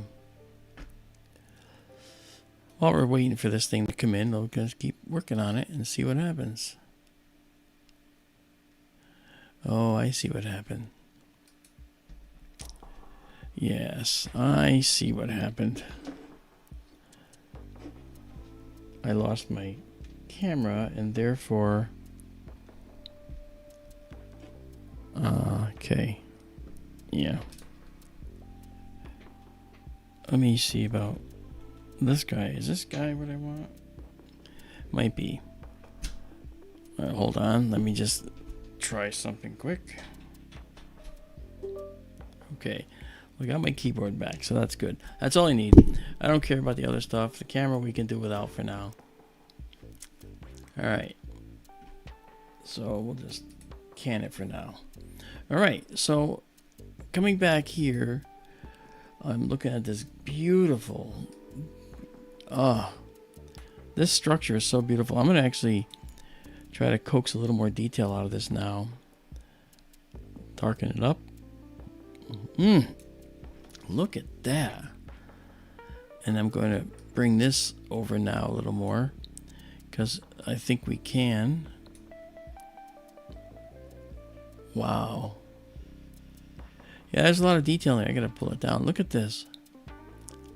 Look at that. Look at this little tiny thing here. This is something we never see with the other system because the other system is a broad brush. It shows us this entire thing in one shot. Gosh, that's beautiful. Really good. Sally Forth says, life-changing stuff. Yeah. Well, I'm glad you guys feel that way. Thanks, JSCO, for saying that. Okay, Perfectly Rational is asking the question, why no green stars? And it has to do with two words. Black body radiation. Okay, black body radiation is how hot objects in the universe give off their energy. And so when you heat something up with a torch at your house, a piece of metal, you heat it, and it gets what? Red hot. Okay? Heat it more, okay, it'll melt. But if you can heat other materials that have a much higher melting temperature up, then they will actually turn blue, which is even hotter than red hot. And so blue is the hottest color in the universe. White is next, white hot. Then you have red hot. And red hot is a very interesting temperature, okay, because you've bypassed green. So when things cool off from blue hot, they turn white. And when they cool off from white hot, they turn red. And they turn yellowish and then red. Okay, but they never turn green. And it has to do with the way black body radiation acts in the universe, and the way black body objects cool. Objects that are heated, they cool without the green color. All right, so and if their temperatures and stars, by the way, are what we call black bodies. They all act like black bodies, and therefore the gases in them also act like black bodies. All right, so there is no green frequency, although it's in the spectrum, but it's not in the black body output, which is kind of interesting. However, we're looking at greenish blue right now, and you'll say, well, there it is right in front of me. Aren't the stars making it that color? No. Atomic transitions are making it that color. Atoms of oxygen in this cloud have two electrons that are being bounced off from the heat, and then they come back down into the atom, a process called recombination, and during that recombination time, they give off this greenish blue light. So, objects can give off a green or blue light, but not if they're black bodies. A black body does not do this. This is so dense. There's so much detail in here that we've just not seen before. Okay, I'm going to save this at 40. This is perhaps one of the nicest views of this we've ever taken. Ever. This is just so pretty. Wow. Okay, let's redock. All right. Oh, man. I hate to get rid of it, but we're moving on. Okay. Now let's take a look. That technically concludes our tour, but the tour will continue as the season goes on, because we're going to be looking in Cassiopeia at another point and see some more detail down in Cassiopeia. That's a promise. And now there's only one more thing we're going to look at tonight, and let's see this. Let's go and check it out. Hey, we're high enough. All right, we're going to go to the Andromeda Galaxy, guys. Actually, how high is the Triangulum Galaxy? It's 40 degrees. Believe it or not, that's a better object. So let's see if we can go there, okay? Oh yes, again, not thinking. I gotta do that. There we go.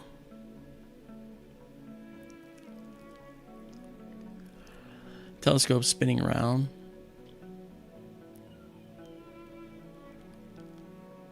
And we should be looking at the Triangulum galaxy. And I think that's it right there. Let's see if the system can find it. Okay. M33 just out of view. Okay. So let's see if we can plate solve and resync. We don't have a whole lot of stars here to plate solve with. But we could. Very good. So now we'll have M33 showing up. Okay. So M33 is right here now. Okay. So that said, what we're going to do, and I can prove that by doing this. There it is. M33 NGC 598. M33 Triangulum Galaxy. Set the target name. This will be the last item. But let me tell you, there's a lot going on in here. All right. And I want to move that center it more. We have to bring it down and to the left a little bit. Okay. All right. Let's go see. Center it up. Yeah, if you notice, it's way bigger than our field. But I think this is going to be pretty, because we're going to see the whole thing is going to be filled with galaxy. All right, let's go. We're going to do a 25-second shot. And let me go and get our guiding going.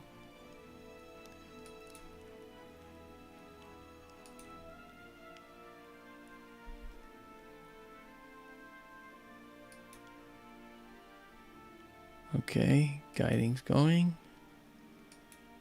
Not that. There we are. Okay. All right. Guiding's going good. That peak looks nice. Alrighty, so over here, 25 seconds and go. Alright. Let's go capture the center of Messier 33, the Triangulum galaxy.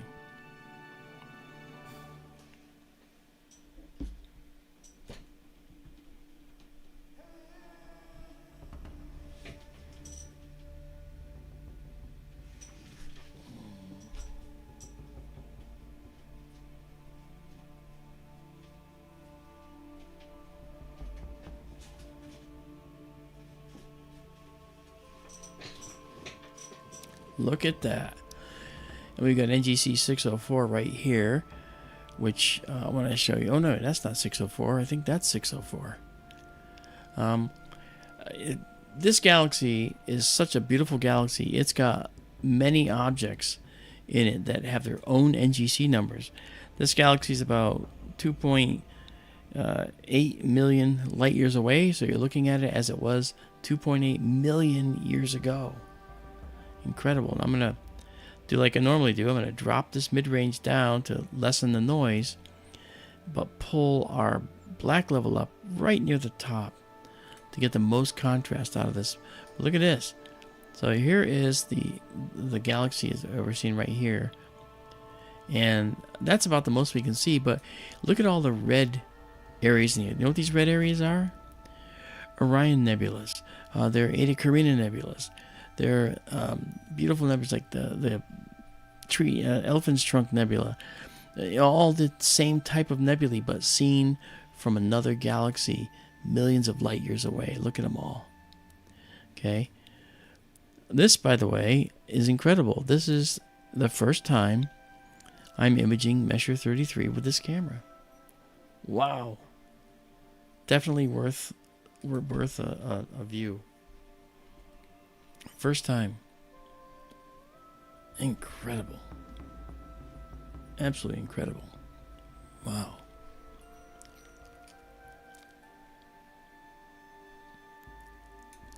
NGC 604 is a, 604 is an active area over here, star formation. Very, very hot young stars. We would never survive over here at all. This has never been this bright. This is beautiful over here, and that's that tells me we're seeing way more detail than we've ever seen in this galaxy. Wow. Sally Forth says no words for this. Hopefully, Sally, as it gets better,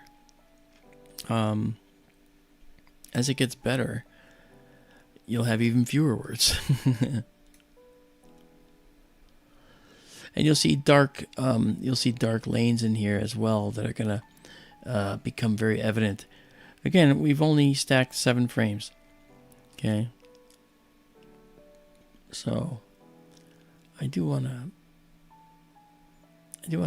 bring this closer and let the image catch up. Look at that. Wow. Oof, that is just something. All right, let's do this one more time. And we got that. We're going to save the image with annotations.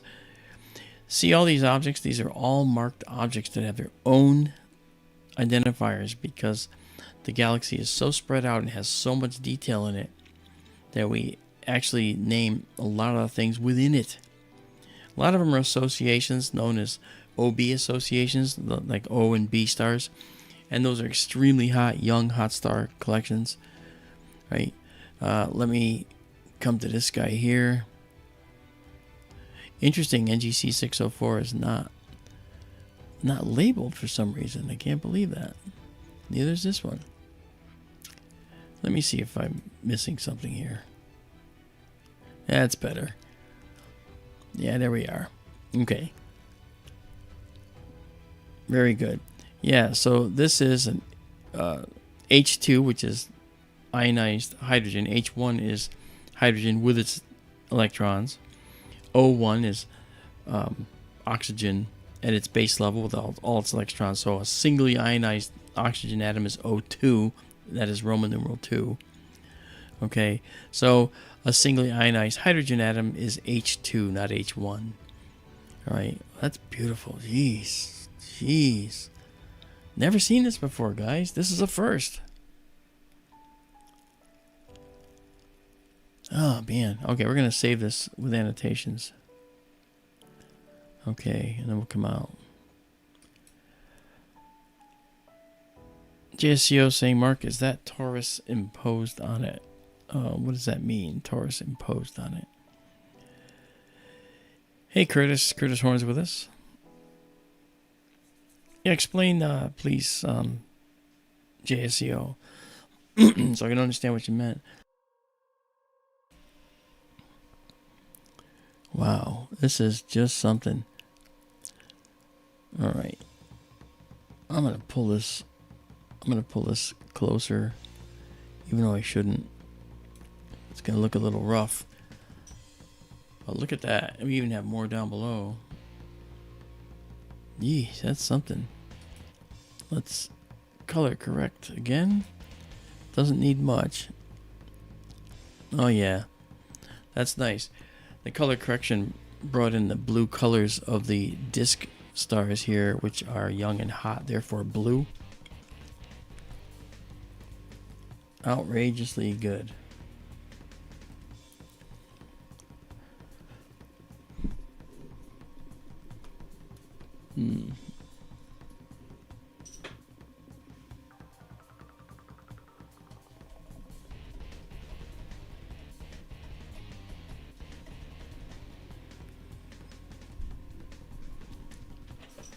I'm wondering where my...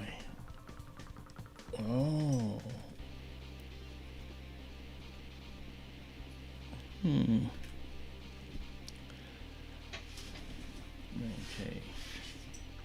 I'm gonna check something. Hold on, guys.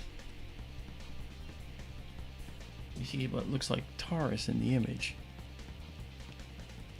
Huh. I don't see that.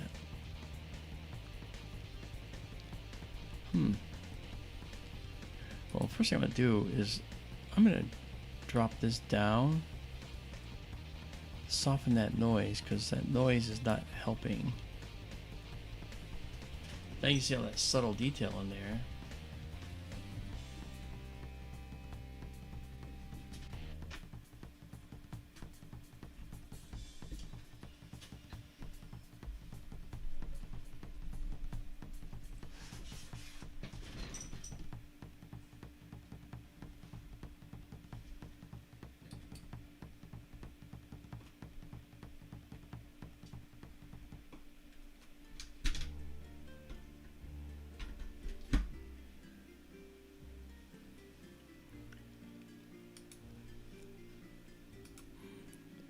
Alright. Okay. Look at that. Oh, man. Yeah, we're seeing so much detail from, 2.8 million years ago. Because that's when the light we're seeing now left that galaxy to get here. Can you believe that? That's amazing. Amazing.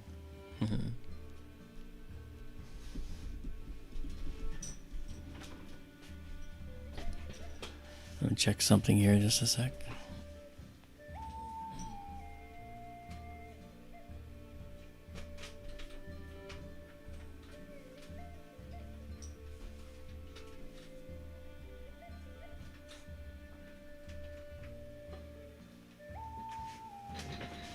Okay. All right, now let's try and bring this in a little bit more. Wow.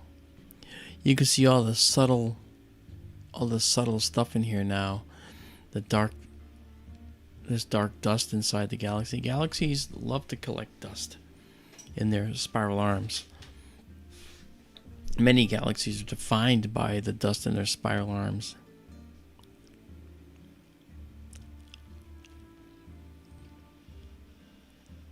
Michael Hendrick says, isn't it cool to think of that data streaming through space? Yeah, it's very cool. Very, very cool, in fact.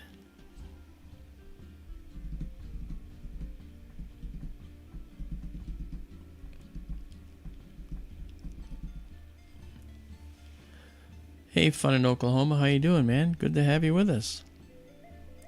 Don't forget to subscribe, guys.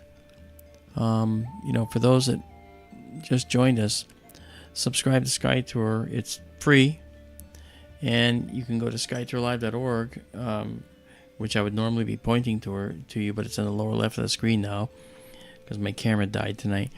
And you can get all these images that we're taking for free online.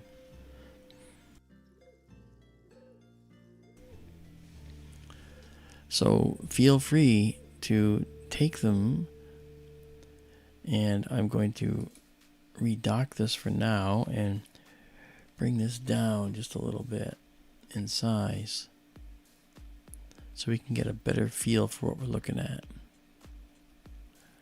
Look at that, huh? Now, when you make an image smaller, you get a better ability to make out and discern its spiral arms. So if I shrink it way down, okay, you can see the spiral arms really well. But if I go way up high and zoom in, well, you don't have a prayer of seeing them because it's hard to actually see what's going on. So just by dropping down a little bit, it helps to see what's going on. Sheldon Harrison's with us. How you doing? Thanks, man, for coming in. He writes, hi all.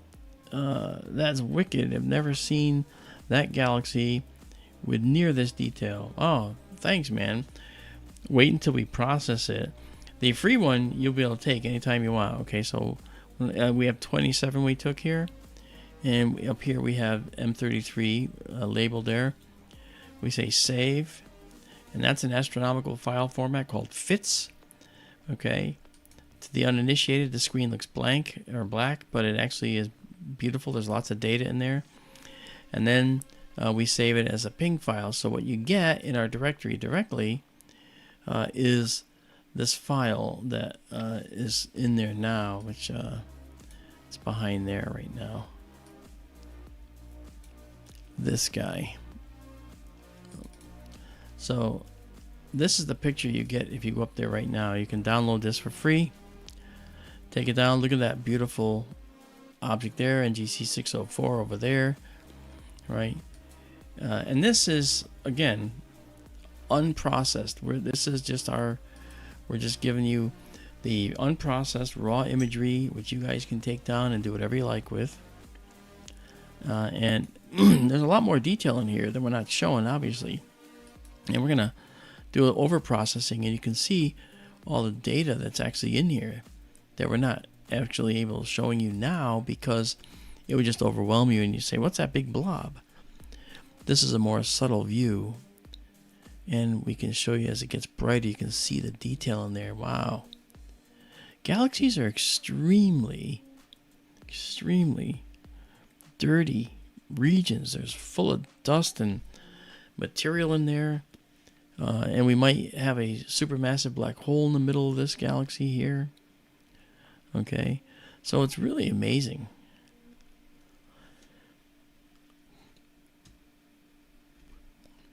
So right here in the center, the nucleus of this galaxy, all right, which is right here, we might be looking at a supermassive black hole down in here. Right, and we get so close to it, there's noise, but we get rid of all this mottled noise to show you more detail in there. And I think if I go here, I might be able to use this guy to do that. It kind of softens it a little bit, you know. This guy here would also do that. So as we zoom out, you can see a little better read on what's in the middle there. But we would only do that if we're looking at a very tight image of the center. If we're not looking in the center, then we probably wouldn't do it. So there we are. Look at that. And the bilateral filter is one that we only use sparingly because it removes data. We don't want to remove data. But it helps us look in some details. So that's what I'm doing here. Okay. And then come back. JSCO77 says, what is the name of the galaxy again? Oh yeah, the one we're looking at. This is Measure 33. Thanks, Tonerlow. Measure 33 in Triangulum. And it is a beautiful galaxy. Let's see where it wants to put the values now. Okay, see, now it's moving us a little off the peak because it sees subtle detail. But we're going to darken it this way, and we're going to pull this back down a little. Just move these down slightly. All right, we have 33. Oh, this is perfect. 33 frames taken from Measure 33. I like it.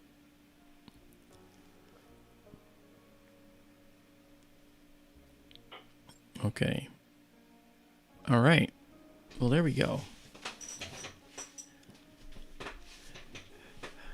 Wow. Beautiful. And so that's going to do it. All right. Well, guys, I have to get some sleep. It's actually after 1:30 in the morning here. But this was a really, really great night. This image here will be made available to you in just about 30 seconds. We got 34 images taken. I'll wait till 35, make it at 35. Okay, and let's make sure we get 35.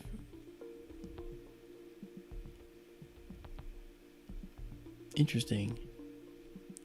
Did we not get that one? Or did we miss one? We might have missed it.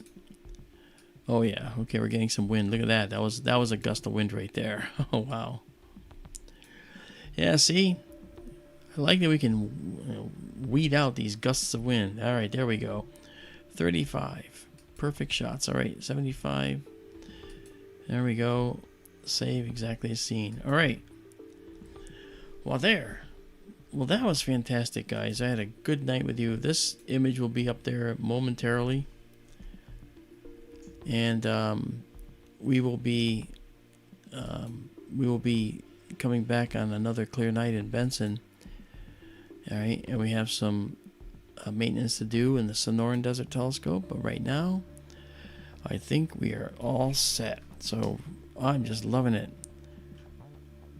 C&D Boy, thank you for putting up our links. That's very kind of you. Kathy, you predicted it. You said it was going to be an epic night, and it was. All right, guys. I hope you guys have a good night, and we will talk the very next time we get going, all right? So we'll see you later, and thank you for being with me tonight. I had a great time. So we'll talk to you later. Good night.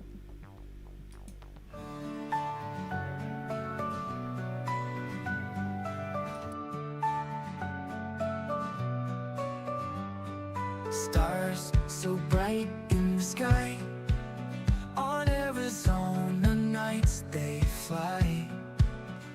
Nebulae in colors rare, galaxies beyond compare. Sky tour in the night so clear, brings the universe near. Real-time wonders to see, streaming light for you and me. Lift your eyes to the skies, universe in all its light. Sky tours bringing the views, every night feels brand new. In the dark, the night unfolds, stories of the cosmos told. Through the lens, a distant dream, living real like a gleam. Far away, up so high, across the stars beyond the skull. Through the lens, a distant dream, living real like a gleam. Lift your eye up so high, across the stars beyond the sky. Sky tour shows us the way, every night a new display. Lift your eyes to the skies, universe in all its light. Sky tours bringing the views, every night feels brand new.